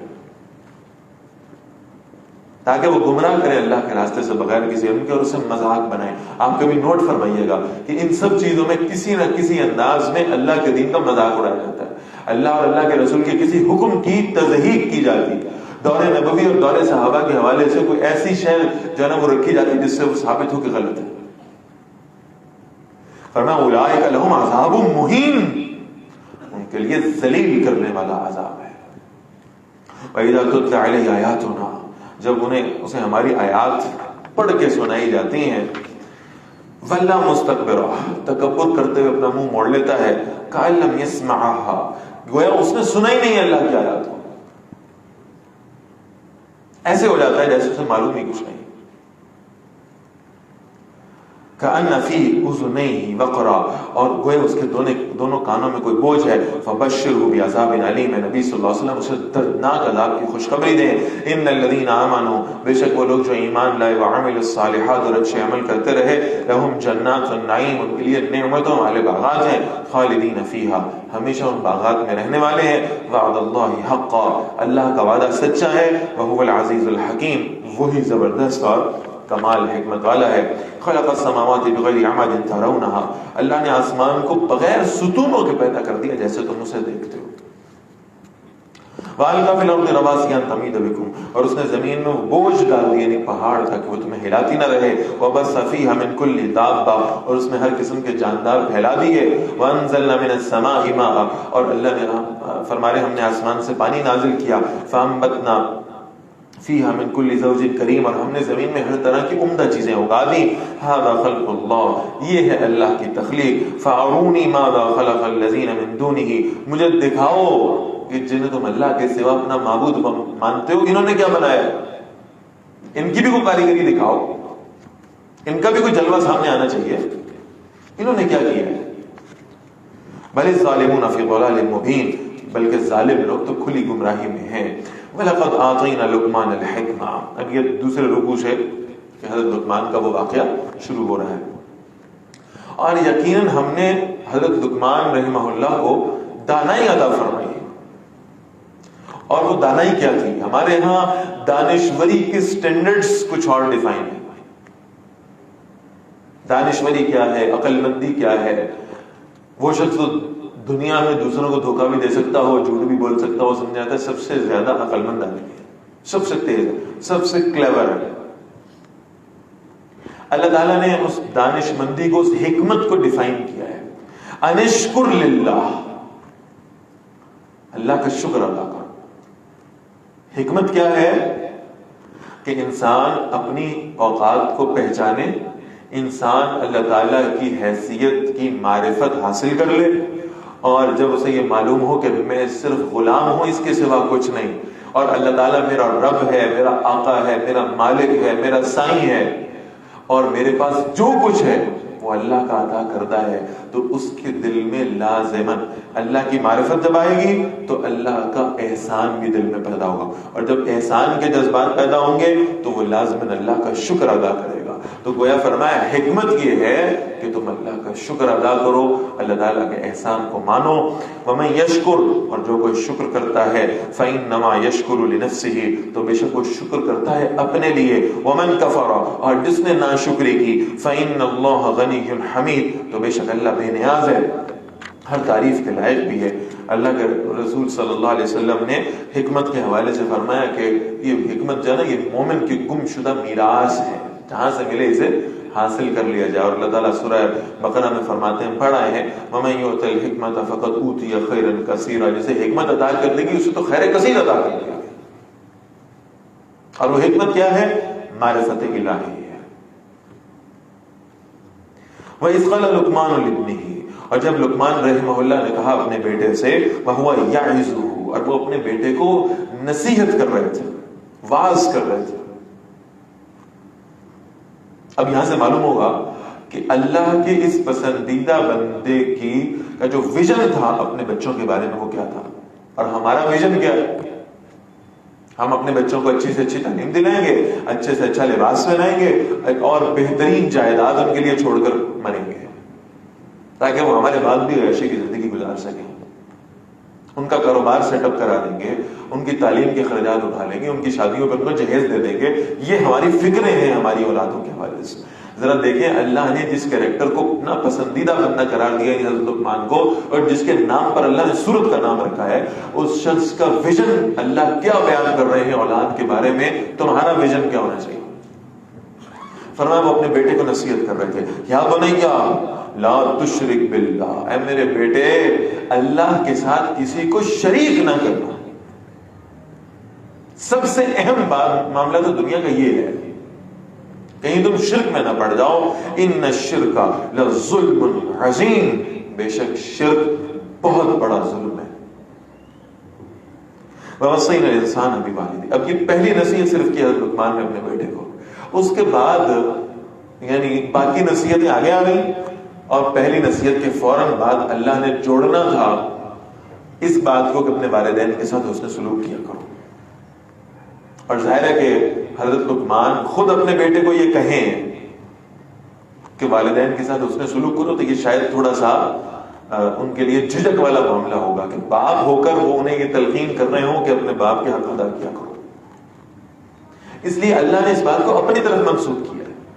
दरमियान में ये जुमले आ रहे अल्लाह की जानिब से, ववस्सैनल इंसान बिवालिदैहि, यूं समझे कि हज़रत लुक़मान की जो नसीहत चल रही थी उसके दरमियान में अल्लाह ने ब्रैकेट लगा के दरमियान में अपनी बात कही है। फरमाया हमने वसीयत की इंसान को उसके वालिदैन के बारे में। क्या वसीयत है ये आगे आएगा। पहले फरमाया वालिदैन के बारे में वसीयत है, नसीहत, और वालिदैन में से भी खास एक हस्ती के बारे में। कौन? हमलतहु उम्मुहु वहनन अला वहनिन, उसे उसकी मां ने कमजोरी पर कमजोरी बर्दाश्त करते हुए उठाए रखा। वालिदैन का हक सबसे फायद है इंसानी रिश्तों में, लेकिन उनमें भी ये ज़हन में रखें कि माँ का हक ज्यादा है। उस माँ ने क्या यानी मुश्किलात बर्दाश्त की हैं, किस सब्र आजमा हालात से वो माँ गुजरी है तुम्हें जन्म देने के लिए। वफ़िसालहु फ़ी आमैन, तुमने पैदा होने के बाद भी उसका पीछा नहीं छोड़ा, बल्कि 2 साल तक अल्लाह ने तुम्हारे रिस्क का बंदोबस्त भी उसी माँ के जरिए से किया। यानी बताया जा रहा है कि वालिदैन का हक फायक है, और उस वालिदैन के हुकूक में से ज्यादा हक जो है वो वालिदा का है। अल्लाह के रसूल सल्लल्लाहु अलैहि वसल्लम के पास से एक साहब आए, और हदीस के अल्फाज में सुनाता हूं आपको, लेकिन ये पहले अर्ज कर दूं कि ये वो पूछना जो सवाल चाह रहे हैं वो ये चाह रहे हैं कि मेरे रिश्तेदारों में मेरे ऊपर सबसे ज्यादा हक किसका है। کہ پوری دنیا کی بات نہیں ہو رہی. ہم میں سے بعض لوگ اس حدیث کو ایسے بیان کرتے ہیں گویا اللہ اور اللہ کے رسول سے بھی زیادہ حق والدین کا بنا دیتے ہیں. ایسا نہیں ہے. یہ بات ابھی آگے آئے گی انشاءاللہ. دنیا کے رشتہ داروں میں وہ پوچھ رہے ہیں کہ مجھ پر سب سے زیادہ حق کس کا ہے؟ تو آپ صلی اللہ علیہ وسلم نے فرمایا تیری ماں کا. نہیں کہ اس کے بعد کس کا ہے؟ فرمایا تیری ماں کا. پھر تیسری دفعہ پوچھا اچھا جی اس کے بعد کس کا ہے؟ فرمایا تیری ماں کا. چوتھی مرتبہ پوچھا اس کے بعد کس کا حق ہے؟ فرمایا تیرے باپ کا. فقہاء نے لکھا کہ اس سے مراد یہ معلوم ہوتی ہے کہ ماں کا حق باپ کے حق سے بھی 3 گنا زیادہ ہے. اس ماں نے کیا کیا کچھ برداشت نہیں کیا ہوگا. ہمارے یہاں بعض اوقات یہ حدیث کے طور پہ بیان کر دیا جاتا ہے کہ اللہ کے رسول صلی اللہ علیہ وسلم کی حدیث ہے. حدیث نہیں ہے. خلفائے راشدین میں سے غالباً حضرت عمر کا قول رضی اللہ تعالیٰ پوچھا گیا کہ اگر کوئی شخص ایسا ہو کہ جو خراسان کے علاقے میں رہتا, اس زمانے میں خراسان یہ ہمارا جو سرحد کا علاقہ اور ساتھ افغانستان ہے یہ علاقہ ہوا کرتا ہے, پوچھا گیا کہ اگر کوئی شخص خراسان سے چلے اس حالت میں کہ اس نے اپنی ماں کو اپنے کندھوں پر اٹھایا ہو اور وہ پیدل سفر کرتا کرتا اسی حالت میں ماں کو کندھوں میں بٹھائے ہوئے بیت اللہ پہنچ جائے, کتنا طویل سفر. تو انسان خود پیدل چل کے کر لے بڑی بات ہے, کجا یہ کہ اس نے اپنی والدہ کو اپنے کندھوں پر بٹھا رکھا ہو, اس حالت میں بیت اللہ پہنچے اور پھر اس بیت اللہ کا طواف کرے اور اپنی والدہ کو ایسے کندھوں میں بٹھا کے حج کروائے اور پھر واپس پیدل خراسان پہنچ جائے اپنی والدہ کو کندھوں پہ بٹھا کے. اس نے تو اپنی ماں کا حق ادا کر کے نہیں کیا. تو سیدنا عمر رضی اللہ تعالیٰ نے فرمایا بخدا اس نے اپنی ماں کی ایک رات کا حق بھی ادا نہیں کیا, ایک رات کا بھی نہیں ادا کیا. یہ ماں کا حق ہے. اللہ نے اپنی محبت کو دنیا والوں کے سامنے ایکسپلین کرنے کے لیے ماں کی محبت کو مثال بنایا ہے. جتنی تمہاری ماں تم سے محبت کرتی ہے اس سے 70 گنا زیادہ اللہ تم سے محبت کرتے ہیں. اللہ نے اس مثال بنائی. اور یہ بھی میں ایک بات عرض کر دوں بہرحال کہ ماں کے حقوق ہمارے ہاں الحمدللہ بہت اچھی طرح بیان ہوتے رہتے ہیں, اور وہ ماں کے حقوق کچھ اس طرح سے بیان ہوتے ہیں بعض اوقات کہ محسوس ہوتا ہے کہ باپ بیچارے کا کوئی حق ہی نہیں ہے. تو ایک حدیث ذرا اس حوالے سے بھی سن لیں. باپ ویسے بھی ذرا ہمیں تھوڑا سخت معلوم ہوتا ہے, ذرا اس کی گھریاں اور اس کی ڈانٹ ڈپٹ زیادہ ہوتی ہے. ماں کی طرف رجحان خاص طور پر نوجوانوں کا زیادہ ہوتا ہے کیونکہ ماں نرم مزاج کی حامل. تو یہ نہ سمجھیں کہ باپ کا کوئی حق نہیں ہے یا کوئی بہت ہی شاید کوئی کسی کونے خدرے میں باپ کا بھی کوئی حق پڑا ہوا ہوگا, ایسا نہیں ہے. اللہ کے رسول صلی اللہ علیہ وسلم کے پاس ایک بوڑھے صحابی آئے کہ رسول اللہ صلی اللہ علیہ وسلم میرا ایک نوجوان بیٹا ہے, مجھے اس کی آپ سے شکایت کرنی ہے. آپ صلی اللہ علیہ وسلم فرمایا بولو. کہا جی وہ جب میں گھر میں کوئی شے اٹھاتا ہوں نا تو وہ مجھے فوراً کہتا ہے ابا جی واپس رکھیں واپس رکھیں. یہ کوئی بدتمیزی سے نہیں کہہ رہا, وہ آرام سے کہہ رہا ہے ابا جی واپس رکھ دیں نہ اٹھایا کریں. رسول اللہ صلی اللہ علیہ وسلم نے فرمایا اس کے بیٹے کو بلاؤ. تو بلا لیا گیا. آپ صلی اللہ علیہ وسلم نے اس نوجوان سے پوچھا تو اپنے باپ کو کیوں منع کرتا بھائی؟ اے رسول اللہ صلی اللہ علیہ وسلم میرے والد ہیں, میرے لیے قابل احترام ہے, لیکن مسئلہ یہ کہ بوڑھے ہو گئے, ہاتھ ان کے کانپنے لگے کمزوری کی وجہ سے. جب کوئی شے اٹھاتے ہیں تو ہاتھ کانپتے, وہ چیز ہاتھ سے چھوٹ کے زمین پہ گرتی ہے, ٹوٹ جایا کرتی ہے, نقصان ہوتا ہے. تو مجھے یہ ڈر لگتا ہے کہ کوئی شے اٹھائیں گے تو توڑ دیں گے, نقصان کریں گے, تو میں ان سے عرض کرتا ہوں ابا جی نہ اٹھائیں. اللہ کے رسول صلی اللہ علیہ وسلم کی آنکھوں میں آنسو آئے. فرمایا اللہ کے بندے ایک وقت وہ تھا جب تیرے ہاتھ کانپا کرتے تھے اور تو کسی شے کو پکڑنے کے قابل نہیں ہوتا تھا اور تو چیزیں توڑ دیا کرتا تھا. اس وقت تیرا باپ تجھے منع نہیں کرتا تھا, تو چیز توڑتا تھا, وہ اس کی کرچیاں سمیٹتا تھا اور پھر تیرے لیے وہ چیز نہیں لا کے دوبارہ رکھ دیتا تھا تاکہ تو دوبارہ اسے توڑ دے. اس نے تجھے کبھی منع نہیں کیا, آج تو اسے کیسے منع کر سکتا ہے؟ اور پھر آپ صلی اللہ علیہ وسلم نے فرمایا انکا ومالکا لابیکا, بے شک تو بھی اور تیرا مال بھی یہ سب تیرے باپ کا ہے. آج تو جس جگہ پہ پہنچا ہوا ہے تیرے باپ کی وجہ سے. لہذا ماں کی دعا جنت کی ہوا ہے تو باپ کی دعا بھی جہنم کی نہیں ہے, وہ بھی جنت میں لے جانے والی شے ہے. اللہ کے رسول نے فرمایا صلی اللہ علیہ وسلم کہ باپ کی ناراضگی میں اللہ کی ناراضگی ہے، اس سے بچا کرو. ماں باپ کے حقوق ہیں، اور انسانوں کے حقوق جو ہمارے اوپر ہیں ان میں سے سب سے زیادہ حق تو بہرحال ماں باپ کا ہی ہے. تو فرمایا ہم نے وصیت کی انسان کو اس کے والدین کے بارے میں، خاص طور پر اس کی ماں کے بارے میں جس نے بڑی کمزوریاں برداشت کی، جس نے بڑا صبر اور بڑی تکلیفیں برداشت کی اس کے لیے، اور پھر اسے 2 سال دودھ بھی وہ پلاتی رہی ہے. کیا وصیت کی ہے؟ انشکر لی، اللہ فرمانے میرا شکر ادا کرو، والدیک، اور اپنے والدین کا بھی شکر ادا کرو، ان کا احسان مانو، ان سے ادب و احترام سے پیش آؤ. اگر وہ بوڑھے ہو گئے ہیں تو ان کا احترام کرنے کی کوشش کرو. اللہ کے رسول فرماتے ہیں صلی اللہ علیہ وسلم کہ جبرائیل میرے پاس آئے اور انہوں نے کہا اللہ کے نبی صلی اللہ علیہ وسلم میں دعا کرتا ہوں ہلاک ہو جائے وہ شخص جو اپنے والدین میں سے دونوں کو یا ان میں سے ایک کو اپنے بڑھاپے کی عمر میں پائے اور پھر ان کی خدمت کر کے جنت نہ وصول کر سکے، ہلاک ہو جائے. اللہ کے نبی نے اس پر آمین کہہ دیا صلی اللہ علیہ وسلم. جبرائیل دعا مانگ رہے ہوں تو جبرائیل اپنی مرضی سے تو نہیں دعا مانگ سکتے، اللہ کے حکم سے مانگ رہے ہوں، اور اس پر اللہ کے رسول صلی اللہ علیہ وسلم آمین کہہ رہے ہوں تو اس دعا کی رد ہونے کا کوئی امکان ہی نہیں ہو سکتا، اس کی قبولیت میں شک ہی نہیں ہو سکتی. یہاں تک پھر قرآن میں اللہ نے فرمایا، ہم پڑھ آئے ہیں بنی اسرائیل میں کہ یہاں تک کہا گیا ہے کہ اگر تمہارے والدین بوڑھے ہو جائیں، بعض اوقات انسان بڑھاپے میں جاتا ہے تو بچوں جیسی حرکتیں کرنے لگتا ہے، اس کا حافظہ کمزور ہو جاتا ہے، اس کے اعصاب کمزور ہو جاتے ہیں، وہ اپنے بچپن کی طرف واپس لوٹتا ہے. اگر تمہارے والدین کبھی تمہیں کوئی سخت بات کر بھی دیں، آگے سے تمہیں اف کہنے کی اجازت بھی نہیں. عرب میں ناگواری کے اظہار کا سب سے ہلکا انداز ہے یہ اف کہنا، تمہیں یہ بھی کرنے کی اجازت نہیں. ان کا احسان مانا کرو، بلکہ دعا سکھائی ہے اللہ ربنا اغفر لی والدیک، اللہ مجھے بھی معاف کر اور میرے والدین کی بھی مغفرت فرما دے. ہر نماز میں بیٹھ کے پڑھنے کی کا حکم دیا گیا ہے.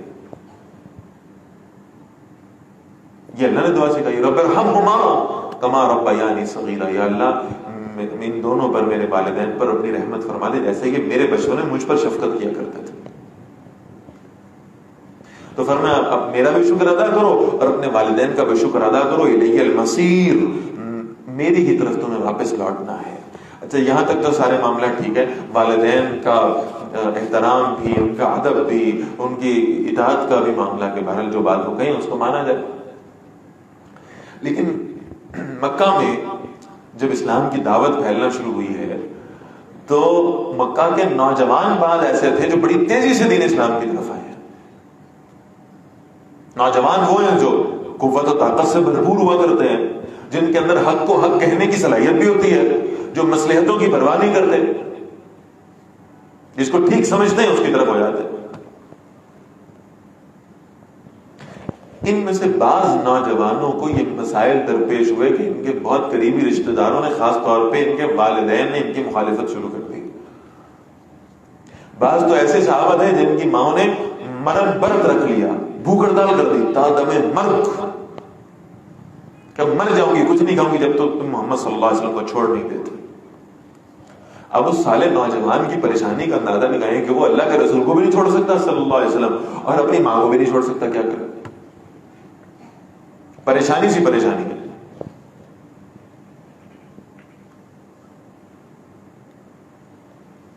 اور اس میں خاص طور پر جو ایک مثال ہمارے سامنے آتی ہے وہ اس نوجوان کی ہے جسے اللہ تعالیٰ نے اپنے دین کی ہدایت عطا فرمائی اور وہ مکے کے سب سے مالدار گھرانے سے تعلق رکھتا تھا، مصعب بن عمیر رضی اللہ تعالیٰ. ذرا دولت کا اور لائف سٹائل کا اندازہ لگائیے. مصر سے ان کے کپڑے سل کے آیا کرتے تھے، اور بعض روایات میں آتا ہے کہ جو لباس ہوا کرتا تھا اس پہ سونے کے تاروں سے کڑھائی ہوتی تھی. شام کی خوشبو لگاتے تھے، عراق کے بنے ہوئے جوتے پہنتے تھے، سر سے پاؤں تک امپورٹڈ برانڈڈ. بڑے خوبصورت نوجوان تھے، بڑے صالح نوجوان تھے. اللہ تعالیٰ نے حسن بھی عطا فرمایا تھا، انداز تکلم بھی خوب تھا، گفتگو کرتے تھے تو لوگ رک کے ان کی بات سنا کرتے تھے، بہترین لباس پہنتے تھے، خوشبو جو لگاتے تھے تو روایات میں آتا ہے کہ جس گلی سے دن میں ایک مرتبہ گزر جاتے تھے اس گلی سے گزرنے والا ہر شخص یہ دعویٰ کر سکتا تھا کہ آج یہاں سے مصعب گزرا ہے، وہاں سے اس قدر خوشبو آیا کرتی تھی۔ بہترین عرب کی جو سواری ہے وہ ان کے پاس ہوا کرتی تھی، بہت بڑا استبل تھا گھوڑوں کا، اور بہترین سے بہترین شاندار گھوڑا جو ہے وہ استعمال کرتے تھے۔ لوگ ان کی مثالیں دیا کرتے تھے، جیسے ہم کل قارون کا واقعہ پڑھ رہے تھے نا، کہ قارون جہاں سے گزرتا تو لوگ کہتے تھے ایسا لائف سٹائل کہیں ہمارا ہوتا۔ ایسے مکہ کے لوگ مصعب کو فیسینیٹ کیا کرتے تھے رضی اللہ تعالیٰ عنہ کہ کاش ایسا لائف سٹائل ہمیں مل جائے۔ اللہ نے ایمان کی توفیق عطا فرمائی، کلمہ پڑھا محمد رسول اللہ صلی اللہ علیہ وسلم کا، اور پھر اجازت مانگی کہ کیا میں اپنے اسلام کو چھپا لوں؟ آپ صلی اللہ علیہ وسلم نے اجازت مرحمت فرما دی، چھپائے رکھا، بتایا نہیں کسی کو۔ ایک دن جب دار ارقم میں داخل ہوئے اللہ کے رسول صلی اللہ علیہ وسلم سے ملاقات کے لیے تو کسی نے دیکھ لیا، صحابہ چھپ چھپ کے آیا کرتے تھے، کسی نے دیکھ لیا، اس نے گھر جا کے بتایا، بہت بڑا کاروبار تھا ان کا، باپ مر چکا تھا، چچا کاروبار سنبھالتا تھا، اور کاروبار کا جو یعنی سمجھے کہ جو اصل ملکیت تھی اس کی وہ ان کی والدہ کے پاس ہوا کرتی تھی، امیر ترین گھرانے۔ کسی نے آگے ان کی والدہ کو بتا دیا کہ آپ کا بیٹا جو ہے نا وہ اس نئے نبی پر محمد صلی اللہ علیہ وسلم ایمان لے آیا ہے۔ وہ بڑی سیکھ پا ہوگی، اس نے سارے رشتہ داروں کو اکٹھا کیا، پنچایت بٹھائی، مصعب گھر سے باہر ہے اور سب انتظار میں بیٹھ گئے کہ مصعب آئیں گے تو ذرا ان سے پوچھتے ہیں، جواب طلبی کرتے ہیں، باز پرس کرتے ہیں۔ حضرت مصعب رضی اللہ عنہ اللہ کے رسول صلی اللہ علیہ وسلم کے پاس سے نکلے، وہی شاہانہ انداز، وہی بہترین لباس، وہی شاندار جوتا اور وہی بہترین خوشبو اور شاندار سواری، اور چلتے چلتے سیدھے آ گئے ہیں اپنے گھر۔ ذرا تصور کریں کہ کسی گلی کے کنارے پر کسی چوک میں کھڑے ہوئے وہ نوجوان جو دور سے مصعب کو دیکھ رہے ہوں گے، اشارے بھی کرتے ہوں گے، اور مصعب کو اچھی طرح پتا ہوگا یہ میرے بارے میں اشارے کر رہے ہیں، میرے لباس کی تعریف کر رہے ہیں، میری خوشبو کی تعریف کر رہے ہیں، میری سواری کی تعریف کر رہے ہیں۔ یہ سب باتیں سنتے سنتے مصعب اپنے گھر کے اندر داخل ہوئے، سامنے وہ سب بیٹھے ہوئے پنچایت بنا کے۔ آتے ساتھ ماں نے پوچھا ہے کیا تم محمد صلی اللہ علیہ وسلم پر ایمان لے آئے؟ اب غیرت کا تقاضا یہ تھا کہ جھوٹ نہ بولا جائے، چھپا کے رکھنا تو اور سے ہے، تو جائز ہے۔ تو مصعب رضی اللہ تعالیٰ نے کہا کہ ہاں میں محمد صلی اللہ علیہ وسلم پر ایمان لے آیا۔ تو ماں کو بڑا غصہ آیا، اس نے اپنے خاندان کے لوگوں سے کہا اس کو باندھو رسیوں سے اور مارو جب تک کہ یہ انکار نہیں کر دیتا محمد صلی اللہ علیہ وسلم کا۔ عام طور پہ ذہن میں یہ کیفیت ہوتی ہے کہ وہ جو یہ امیر گھرانوں کے بچے ہوتے ہیں نا، یہ ذرا تھوڑے سے اندر سے بزدل واقع ہوتے ہیں، ذرا مار پڑے گی تو ٹھیک ہو جائے۔ تو مصعب رضی اللہ تعالیٰ عنہ بہرحال ایک امیر گھرانے سے تعلق رکھنے والے نوجوان تھے، لیکن بڑے جنگجو طبیعت کے مالک تھے۔ انہوں نے کہا جو میرے قریب آیا نا میں قتل کر دوں گا اس کو، ہاتھ لگانے نہیں دوں گا۔ تو چچا آگے بڑھا، اس نے فوراً ان کی والدہ کو کہا بھابی کوئی نہیں تسی اندر جاؤ، اور ساڈا منڈا ایسے سمجھا لینے سمجھ جائے گا، جذباتی ہے، نوجوان ہے، ایسے ہی بے وقوفی کر بیٹھا ہے، کوئی نہیں ہم سمجھاتے ہیں، ٹھیک ہو جائے گا، آپ جائیں نا۔ ماں اندر چلی گئی، چچا نے سمجھانے کی کوشش کی، مصعب نے کہا نہ مر جاؤں گا محمد رسول اللہ کا دامن نہیں چھوڑوں گا صلی اللہ علیہ وسلم۔ اب چچا کو بھی غصہ آیا، اس نے کہا ٹھیک ہے اگر ایسا ہی ہے نا پھر جاؤ، نکل جاؤ ہمارے گھر سے، ہم تمہیں جائیداد سے آپ کرتے ہیں، کاروبار بھی تم سے واپس لیتے ہیں، جاؤ دفعہ ہو جائے سے۔ تو وہی ایکسپیکٹ کر رہا تھا کہ اس مرحلے پر مصعب رضی اللہ تعالیٰ تھوڑا سا رکیں گے، سوچیں گے، کوئی نیگوشیٹ کریں گے تھوڑا بہت۔ مصعب رضی اللہ تعالیٰ نے فوراً چہرہ موڑا اور واپس جانے لگے۔ اسے اور غصہ آیا، اس نے کہا موسیٰ یہ جو لباس تم نے پہن رکھا ہے نا یہ بھی ہمارا دیا ہوا ہے، واپس کر دے. اور سرپرائزنگلی حضرت موسیٰ رضی اللہ تعالیٰ نے وہ لباس بھی اتار دیا. یہ بھی رکھ لو، نہیں ضرورت، اللہ کے رسول کو نہیں چھوڑوں گا صلی اللہ علیہ وسلم. ماں کا دروازہ کھٹکھٹایا، ماں نے دروازہ کھولا تو حیران کہ بے لباس اس حالت میں. اس نے فوراً قریب پڑا ہوا ایک چمڑے کا ٹکڑا اٹھایا اور موسیٰ کو دیا، کہا اس سے اپنے سطر کو ڈھانپو. اور ماں اب یہ تصور کر رہی کہ چچا نے بڑا برا سلوک کیا ہے کہ کپڑے بھی اتروا لیے، تو شاید موسیٰ مجھ سے معافی مانگنے آیا. ہاں کہو کیا کہنا چاہتے ہو؟ کہ اماں جان میں تو جا رہا ہوں سب کچھ چھوڑ کے، بس جاتے جاتے نا آپ کو یہ کہنے آیا ہوں محمد رسول اللہ کا کلمہ پڑھ لے، نہیں تو آپ جہنم میں جائیں گے. میں اپنی ماں کو جہنم میں جاتا ہوا نہیں دیکھنا چاہتا. یعنی وہ تصور کر رہی تھی کہ شاید مجھ سے معافی مانگے گا اور واپس آ جائے گا. وہ ان کو دعوت دے رہا ہے. گھر سے نکلے، کتنی دیر کا پروسیس ہوگا یہ سارا؟ چند منٹ لگے ہوں گے. وہ چوک پہ کھڑے ہوئے نوجوان جو اشارے کر رہے تھے وہ ابھی وہیں کھڑے ہوں گے، اور اب وہ دیکھتے ہوں گے کہ اس مصحف کے پاس نہ سواری ہے، نہ جوتے ہیں، نہ لباس ہے، نہ گھر ہے، نہ رہنے کی کوئی جگہ ہے، نہ کھانے پینے کو کچھ ہے. اس حالت میں حیران، ارے بھائی ایسا کیوں ہوا؟ اور کسی نے کہا یہ ضرور اس کے ساتھ اس لیے ہوا ہوگا کہ یہ محمد صلی اللہ علیہ وسلم پر ایمان لے آیا ہے. اور سب نے بالاتفاق یہ کہا ہوگا کہ اچھا بڑا ہی گھاٹے کا سودا کیا ہے پھر تو اس نے. ہم تو اس کی زندگی کا تصور کیا کرتے تھے کہ کاش ہمارے پاس بھی ایسی زندگی ہوتی، کاش ہمارا ایسا لائف سٹائل ہوتا. اور یہ ایک دین کی وجہ سے، ایک نبی کی وجہ سے یہ اپنا سب کچھ قربان کر رہا ہے. اس نے بڑا گھاٹے کا سودا کیا. وہی سب جملے جو آج ہمارے نوجوان کے لیے بولے جاتے ہیں، اس نے اپنا فیوچر تباہ کر دیا، اس نے اپنا کیریئر ختم کر دیا، اس نے یوں کر دیا، اس نے یوں کر دیا، اس بے وقوفی کا فیصلہ کر لیا. اچھا خاصا ڈاکٹر تھا، اچھا خاصا انجینئر تھا، اچھا خاصا بزنس مین تھا، مولوی ہو گئے.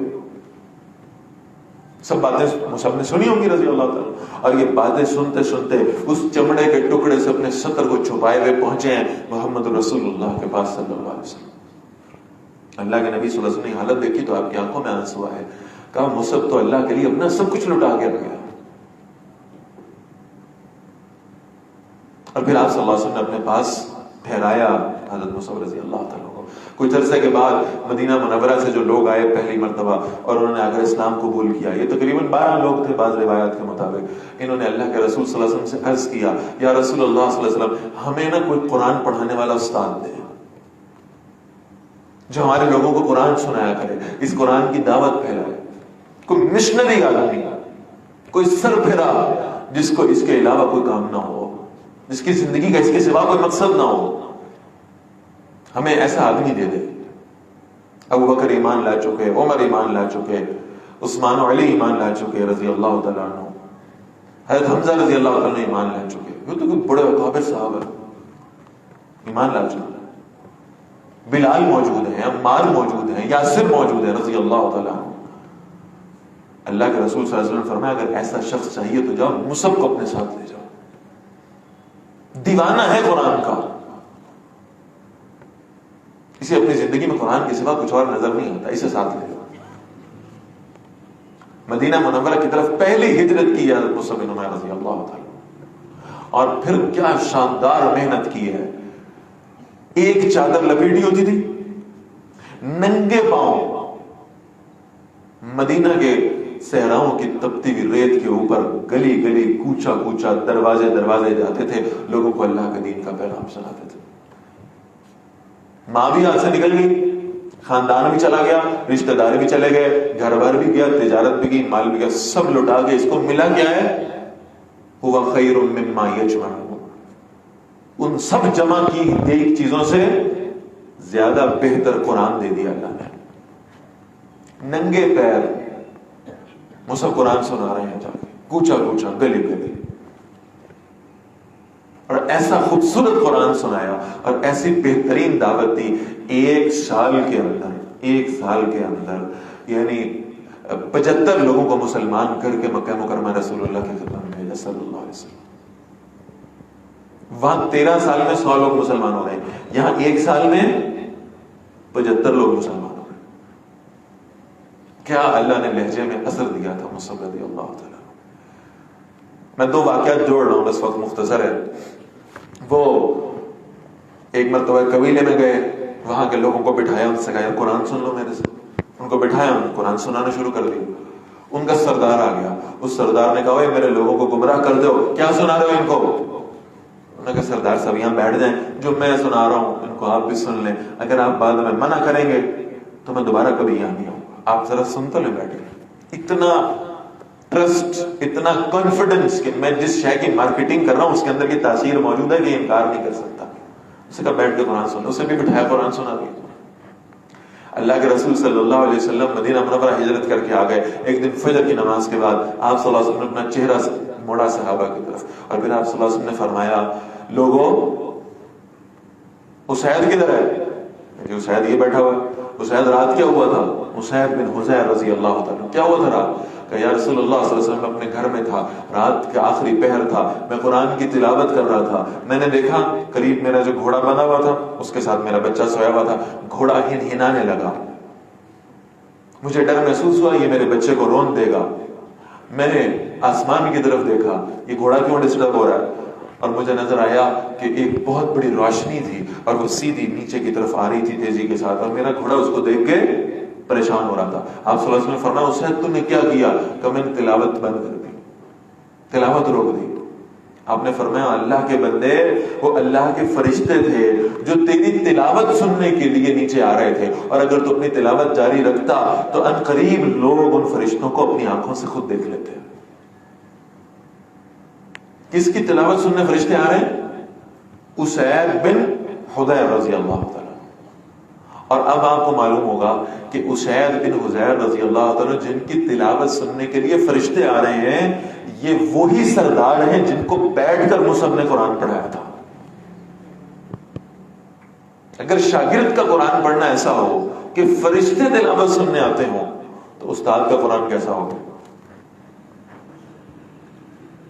رضی اللہ تعالیٰ کرتے رہے قرآن کی خدمت. نبی اکرم صلی اللہ علیہ وسلم مسجد نبوی تشریف لے آئے تو مواقعات مدینہ ہوئی, ایک انصاری ایک مہاجر, بھائی تجارت آدھی, کھیتیاں آدھی, مال آدھا, خزانے آدھے, سب تقسیم ہو رہا ہے.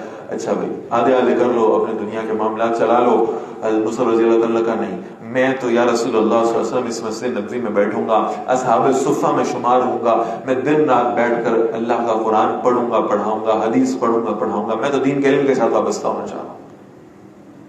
بیٹھ گیا اصحاب الصفہ میں, 2 سال گزارے ایسے کہ کوئی کچھ کھانے کو دے جاتا تھا تو کھا لیتے تھے, نہیں ہوتا تھا تو روزہ رکھ لیتے تھے. قرآن کی محنت چل رہی, ایک چادر باندھی ہوئی ہے اور پیروں میں جوتا نہیں ہے, اور قرآن کی محنت چل رہی. عجیب زندگی. غزوہ بدر میں گئے, جہاد کیا. غزوہ احد کی باری آئی, رسول اللہ صلی اللہ علیہ وسلم لشکر روانہ کرنے لگے. آپ نے فرمایا تمہیں پتہ ہے آج ہم نے فیصلہ کیا ہے کہ مسلمانوں کا جو جھنڈا ہے نا وہ مصعب کے ہاتھ میں ہوگا رضی اللہ. کیوں بھائی؟ قرآن کا خادم ہے. اس کی عزت یہ ہے کہ مسلمانوں کا جھنڈا اس کے ہاتھوں میں پکڑایا جائے. حضرت مصعب رضی اللہ تعالیٰ غزوہ احد میں شریک ہوئے, جنگ لڑ رہے تھے. ایک کافر نے کیا کیا کہ اس نے بازو پہ, دائیں بازو پہ وار کیا. جھنڈا پکڑا ہوا تھا, دائیں بازو پہ وار کیا, بازو یہاں سے کٹ گیا. جھنڈا بائیں میں پکڑ لیا. اس نے بائیں بازو پہ وار کیا, بایاں بھی کٹ گیا. ایسے جھنڈے کو دبوچ لیا اپنے جو بقیہ باہیں تھیں. اسے تیسرا وار کیا, مصعب رضی اللہ تعالیٰ شہید ہو گئے. یہ تھے جو جب شہید ہوئے تو یہ افواہ اڑ گئی تھی کہ رسول اللہ صلی اللہ علیہ وسلم شہید ہو گئے, کیونکہ ان کے چہرے کی مماثلت تھی اللہ کے نبی صلی اللہ علیہ وسلم کے ساتھ. شہید ہو گئے, جنگ ختم ہو گئی. صحابہ نبی اکرم صلی اللہ علیہ وسلم کی خدمت میں حاضر ہوئے. یا رسول اللہ صلی اللہ علیہ وسلم ایک مشکل درپیش ہے, ہمارے ساتھ چلیے اور ہمیں اس مشکل کا حل بتائیں. اللہ کے نبی صلی اللہ علیہ وسلم اپنے خیمے سے نکلے اور ساتھ چلے. دیکھا تو قبر کھود دی گئی ہے, مصعب رضی اللہ تعالیٰ کی میت ساتھ پڑی ہے, اور صحابہ عرض کرتے ہیں یا رسول اللہ صلی اللہ علیہ وسلم مصعب کے پاس صرف ایک چادر ہے.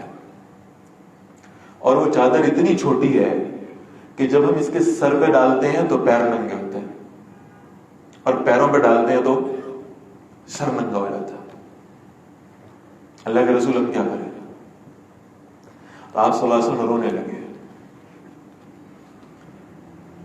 یہ وہ شخص تھا جو مصر کا سلا ہوا لباس پہنتا تھا، جو شام کی خوشبو لگاتا تھا، جو عراق کے جوتے پہنتا تھا، عرب کا بہترین گھوڑا جس کی سواری ہوا کرتا تھا، آج اس حالت میں دنیا سے رخصت ہو رہا ہے کہ اس کے پاس ایک چادر پوری نہیں ہے اپنے جسم کی۔ یہ ایسے جا رہے ہیں دنیا سے۔ حضور نے فرمایا اس کو قبر میں لیٹاؤ، صحابہ نے حکم کی تعمیل کی، قبر میں لٹا دیا۔ پھر آپ صلی اللہ علیہ وسلم نے فرمایا اس کے سر کو اس چادر سے ڈھانپو اور پیر ننگے ہو جائے تو ان پہ پتھر ڈالو۔ تو صحابہ نے ایسا کر دیا۔ یا رسول اللہ اب کیا کریں؟ آپ نے فرمایا اب تم باہر آ جاؤ۔ اور پھر حضرت عمر رضی اللہ تعالیٰ عنہ بیان کرتے ہیں کہ میں دیکھ رہا ہوں بڑی حیرانی سے کہ یہ کیا منظر ہے، اللہ کے رسول صلی اللہ علیہ وسلم خود مصعب کی قبر میں اترے۔ پھر آپ صلی اللہ علیہ وسلم نے اپنے گھٹنے زمین پہ لگائے، پھر آپ نے مصعب کے چہرے سے چادر اٹھائی اور آپ نے مصعب کے ماتھے پہ بوسہ لیا، اور آپ صلی اللہ علیہ وسلم نے فرمایا اللہ کے بندے میرے بیٹے میں تجھ سے راضی ہو گیا، اللہ بھی تجھ سے راضی ہو گیا، میں تجھے اللہ کے سپرد کرتا ہوں، اب میں جنت میں تم سے ملاقات کروں۔ اور یہ کہہ کے چادر دوبارہ اڑا دی۔ اور حضرت عمر رضی اللہ تعالیٰ کہنے میں باہر کھڑا رو رہا تھا، کاش اس کی جگہ عمر کی میت ہوتی، اور اللہ کے نبی ایسا فیئرویل مجھے دیتے۔ اس نے اپنی ماں گوائی، اس نے اپنا خاندان گوایا، اس نے اپنی دولت گوائی، اس نے تجارت بھی گوائی، اس نے اپنا کیریئر فیوچر تباہ کر کے، دنیا والوں سے پوچھو گے تو اس سے بڑا ناکام آدمی کوئی نہیں ہوگا، اور اللہ کے رسول سے پوچھو گے تو وہ کہتے ہیں قیامت تک جب تم اپنی زبان پر اس آدمی کا نام لاؤ تو ساتھ اعلان کرنا رضی اللہ تعالی عنہ، اللہ اس سے راضی ہو چکا، یہ جنتوں کا مکین ہو چکا۔ ان نوجوانوں نے بہت کچھ گنوایا اللہ کی خاطر، ان کی تسلی کے لیے، ان کی تشفی کے لیے اللہ نے کہا والدین کا حق اپنی جگہ، لیکن اللہ اور اللہ کے رسول کے حق سے زیادہ نہیں ہے۔ فرمایا وَإِن جَاهَدَاكَ عَلَىٰ أَن تُشْرِكَ بِي مَا لَيْسَ لَكَ بِهِ عِلْمٌ فَلَا تُطِعْهُمَا، اگر تمہارے والدین تم سے اس بات پر کوشش کریں، تمہیں زور لگائیں اس بات پر، مجبور کر دیں کہ تم اللہ کے ساتھ کسی کو شریک ٹھہراؤ، فَلَا تُطِعْهُمَا، ہرگز ان کی اطاعت مت کرنا، اس لیے کہ اللہ سے بڑھ کر حق کسی کا نہیں ہے، اللہ کے رسول سے بڑھ کر حق کسی کا نہیں ہے۔ لا طاعت لمخلوق فی معصیت الخالق، ابو داؤد کی حدیث، اللہ کے رسول فرماتے ہیں صلی اللہ علیہ وسلم خالق کی نافرمانی میں مخلوق کی اطاعت ہو ہی نہیں سکتی، چاہے وہ ماں ہے، چاہے باپ ہے، چاہے بہن بھائی ہیں، چاہے رشتہ دار ہیں، چاہے بیوی بچے ہیں، اللہ کی نافرمانی کے لیے ان کی اطاعت نہیں ہوگی۔ جب تم نے قیامت کے روز کھڑے ہو کر اسی ماں کے بارے میں، اسی باپ کے بارے میں، انہی بہن بھائیوں کے بارے میں، انہی بیوی بچوں کے بارے میں کہنا ہے کہ یا اللہ میرا ان سے کوئی تعلق نہیں ہے، بس مجھے بچا لیں، یہ سب جہنم میں جاتے ہیں تو چلے جائیں، مجھے اس جہنم سے بچا لیں، تو آج ان کی خوشنودی اور رضا حاصل کرنے کے لیے اللہ کی نافرمانی کیوں کرتے ہو؟ فلا تطعهما، ہرگز ان کی اطاعت مت کرو، وصاحبهما فی الدنیا معروفا، دنیا کے معاملے میں ان کے ساتھ اچھے طرح چلتے رہنا، دنیا میں ان تمہارا بیہیویئر، تمہارا ایٹیٹیوڈ ان کے ساتھ خراب نہیں ہونا چاہیے، لیکن اطاعت نہیں ہوگی، اللہ اور اللہ کے رسول صلی اللہ علیہ وسلم کی قائم کردہ حدود سے باہر نکل کر اطاعت نہیں ہوگی کسی اور کی۔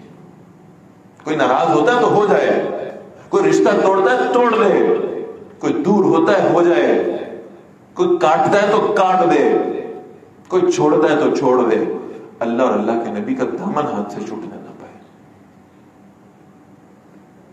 یہ اصول ہونا چاہیے مومن کی زندگی کا، ورنہ یہ بات لکھ لیں آپ ان رشتہ داروں کو، بیوی بچوں کو، گھر والوں کو، سب کو اگر آپ مطمئن کرنے کے چکر میں پڑ گئے نا تو انشاءاللہ میں قسم کھا کے کہتا ہوں قیامت تک نہیں کر سکتے. انہوں نے راضی ہونا نہیں ہے، اس لیے کہ ان کی رضا مطلوب نہیں ہے. رضامندی مطلوب ہے اللہ کی، اللہ راضی ہوگا. اور جب آپ اللہ کو راضی کریں گے تو میں اس پر بھی قسم کھاتا ہوں کہ جب آپ اللہ کو راضی کرنے کی کوشش کریں گے اللہ دنیا والوں کو آپ سے راضی کر دے گا. نبی اکرم صلی اللہ علیہ وسلم فرماتے ہیں اللہ جب اپنے کسی بندے سے محبت کرنے لگتا ہے تو جبرائیل کو بلاتا ہے اور کہتے ہیں جبرائیل تم مجھ سے محبت کرتے ہو؟ کہتے یا اللہ آپ سے میں کیسے محبت نہ کروں. تو اللہ فرماتے ہیں ٹھیک ہے اگر تم مجھ سے محبت کرتے ہو نا تو پھر اس کا تقاضا یہ ہے کہ میں اپنے فلاں بندے سے محبت کرتا ہوں، تم بھی اس بندے سے محبت کرو. جبرائیل اس بندے سے محبت کرنے لگتا ہے. پھر جبرائیل علیہ السلام سارے فرشتوں کو اکٹھا کرتے ہیں اور کہتے ہیں تم اللہ سے محبت کرتے ہو؟ کہتے ہیں جی بالکل کرتے ہیں. کہ پھر اللہ اپنے فلاں بندے سے محبت کرتا ہے، تم بھی اس سے محبت کرو. اللہ کے فرشتے اس سے محبت کرنے لگتے ہیں اور پھر زمین میں ندا دی جاتی ہے اوے اللہ سے محبت کرنے کے دعوے دار ہو، اگر تم اللہ سے محبت کرتے ہو تو اللہ اپنے فلاں بندے سے محبت کرتے ہیں، تمہیں چاہیے تم بھی اللہ کے اس بندے سے محبت کیا کرو. لوگوں کے دلوں میں اس شخص کی محبت ڈال دی جاتی ہے، اس کی صحبت کی برکت سے اللہ لوگوں کو ایمان عطا فرما دیتے ہیں. اس کی قربت میں بیٹھنے والوں کی مغفرت ہو جایا کرتی ہے. لہذا سب کو چھوڑ کر بس ایک اللہ کو اپنا بنا لے تو انشاءاللہ زندگی کے راستے سیدھے ہو جائیں گے.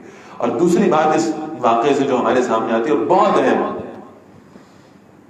وہ جو جذبہ قرآن مجید کے علم کا سیکھنے اور سکھانے کا، پڑھنے اور پڑھانے کا جو جذبہ مصعب بن عمیر رضی اللہ تعالیٰ عنہ نے دکھایا ہے نا، وہ جذبہ اللہ آج ہمارے نوجوانوں میں پیدا فرما دے.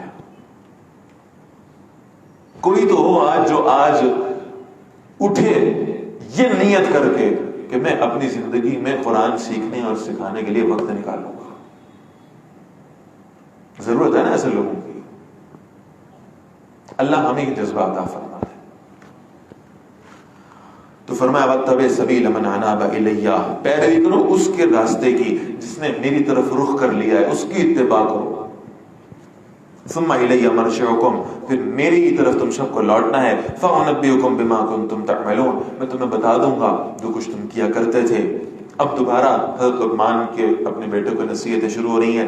یا بنیا، اے میرے بیٹے، انہا ان تک مثقال حبۃ من خردل، اگر کوئی عمل ہو چاہے وہ رائی کے دانے کے برابر چھوٹا، فتکن فی صخرۃ، پھر وہ کسی چٹان میں ہو، او فی السماوات، یا آسمانوں میں، او فی الارض، یا زمین میں، یاتی بہ اللہ، اللہ اسے لے آئے گا. ان اللہ لطیف خبیر، بے شک اللہ بہت باریک بین اور خوب باخبر ہے. یا بنیا، اے میرے بیٹے، اقم الصلاۃ، نماز قائم کرو، وامر بالمعروف، نیکی کا حکم دو، ونہی عن المنکر، اور برائی سے روکا کرو، واصبر علی ما اصابک، اور جو تمہیں تکلیف پہنچے اس پر صبر کیا کرو. ان ذالک من عزم الامور، بے شک یہ ہمت کے کاموں میں سے. ذرا یہ نوٹ فرماتے جائیں، وہ لوگ جنہیں اللہ نے والدین بنایا ہے، جنہیں ماں اور باپ بنایا ہے، اور وہ یہ آیات سن رہے ہیں، ذرا ان میں سے وہ کام نوٹ کرتے جائیں جو ہم نے اپنی اولاد کو سکھا دی ہے، جن کی نصیحت ہم اپنے اولاد کو کر چکے ہیں. کیا ہم نے اپنے اولاد کی تربیت ایسی کی ہے کہ وہ اس خاکے میں پورا اتر چکے ہیں جس کو اللہ بیان فرما رہا ہے؟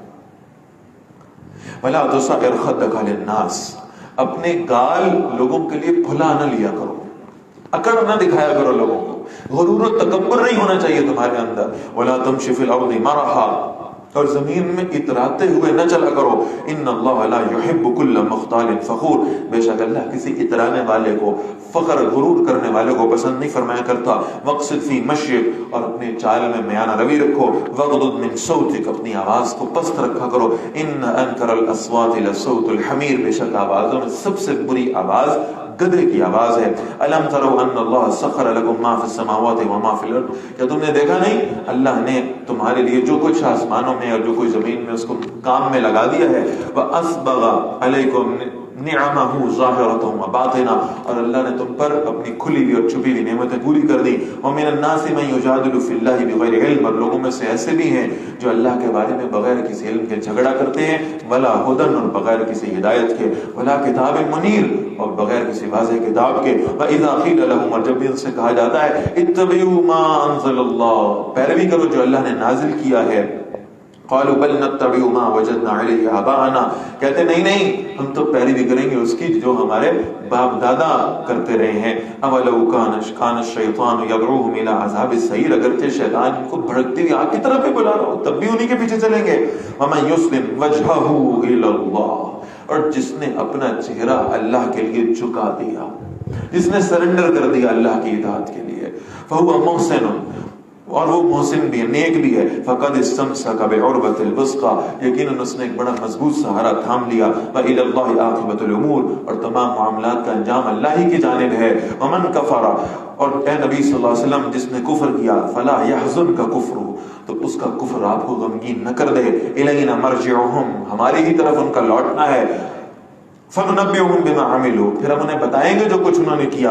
ان اللہ علیم بذات الصدور، بے شک اللہ سینوں کے راز جانتا ہے. نُمَتِّعُهُم قَلِيلًا، ہم انہیں تھوڑا سا زندگی کا سامان دے رہے ہیں. ثُمَّ نَضْطَرُّهُم إِلَىٰ عَذَابٍ غَلِيظٍ، پھر ہم انہیں سخت عذاب کی طرف گھیر کے لے آئیں گے. وَلَئِن سَأَلْتَهُمْ، اور نبی صلی اللہ علیہ وسلم اگر آپ ان سے سوال کریں مَنْ خَلَقَ السَّمَاوَاتِ وَالْأَرْضَ، کس نے آسمانوں اور زمین کو بنایا ہے، لَيَقُولُنَّ اللَّهُ، ضرور کہیں گے اللہ نے. قُلِ الْحَمْدُ لِلَّهِ، فرمائیے تمام شکر اللہ کے لیے ہے. بل اکثرهم لا يعلمون، لیکن ان میں سے اکثر جانتے نہیں ہیں. للہ ما فی السماوات والارض، جو کچھ آسمان اور زمین میں سب اللہ کے لیے ہے. ان اللہ هو الغنی الحمید، بے شک اللہ بے نیاز اور ہر تعریف کے لائق ہے. ولو ان ما فی الارض من شجرۃ اقلام، اور اگر ایسا ہو کہ زمین میں جتنے بھی درخت ہیں وہ کلمے بن جائیں. والبحر یمدہ، اور سمندر اس کی سیاہی بن جائیں. من بعدہ سبعۃ ابحر، اس کے بعد 7 سمندر اور آ جائیں سیاہی بننے کے لیے. ما نفدت کلمات اللہ، اللہ کے فرمان ختم نہیں ہوں گے، اللہ کے حکم ختم نہیں ہوں گے، اللہ کی شان اور عظمت کا بیان ختم نہیں ہوگا. ان اللہ عزیز حکیم، بے شک اللہ زبردست اور کمال حکمت والا ہے. ما خلقکم، تمہارا پیدا کرنا نہیں ہے. ولا بعثکم، اور نہ ہی تمہارا زندہ کرنا ہے. الا کنفس واحدہ، مگر ایک جان کی طرح ہے. ان اللہ سمیع بصیر، بے شک اللہ سب کچھ سننے والا، سب کچھ دیکھنے والا ہے.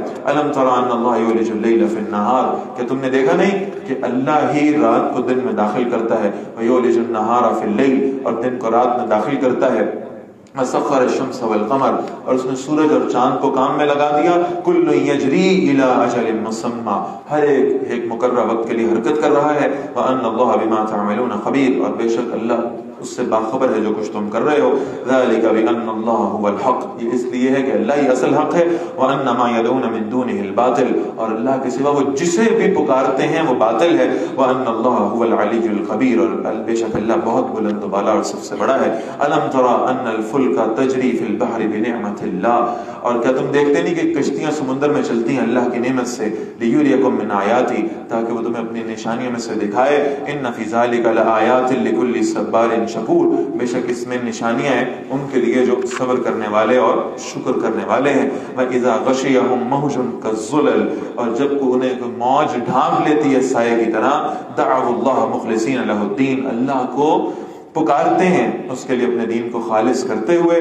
فلما نجاہم الی البر، پھر جب اللہ انہیں خشکی کی طرف نجات دے دیتے ہیں. فمنہم مقتصد، تو ان میں سے کچھ ہیں جو میانہ روی اختیار کرنے والے ہیں. وما یجحد بآیاتنا الا کل خطار کفور، اور ہماری آیات کا انکار نہیں کرتا مگر وہ جو بہت بے وفا اور بے حد ناشکرا ہے. یا ایھا الناس اتقوا ربکم، اے لوگو اپنے رب کی نافرمانی سے بچو. وَخْشَوْا يَوْمًا لَا يَجْزِي وَالِدٌ عَنْ وَلَدِهِ، اور ڈرو اس دن سے جب باپ اپنے بیٹے کے کام نہیں آئے گا. وَلَا مَوْلُودٌ هُوَ جَازٍ عَنْ وَالِدِهِ شَيْئًا، اور بیٹا بھی اپنے والد کے کوئی کام نہیں آئے گا. إِنَّ وَعْدَ اللَّهِ حَقٌّ، بے شک اللہ کا وعدہ سچا ہے. فَلَا تَغُرَّنَّكُمُ الْحَيَاةُ الدُّنْيَا، ہرگز تمہیں دنیا کی زندگی دھوکے میں نہ ڈالے.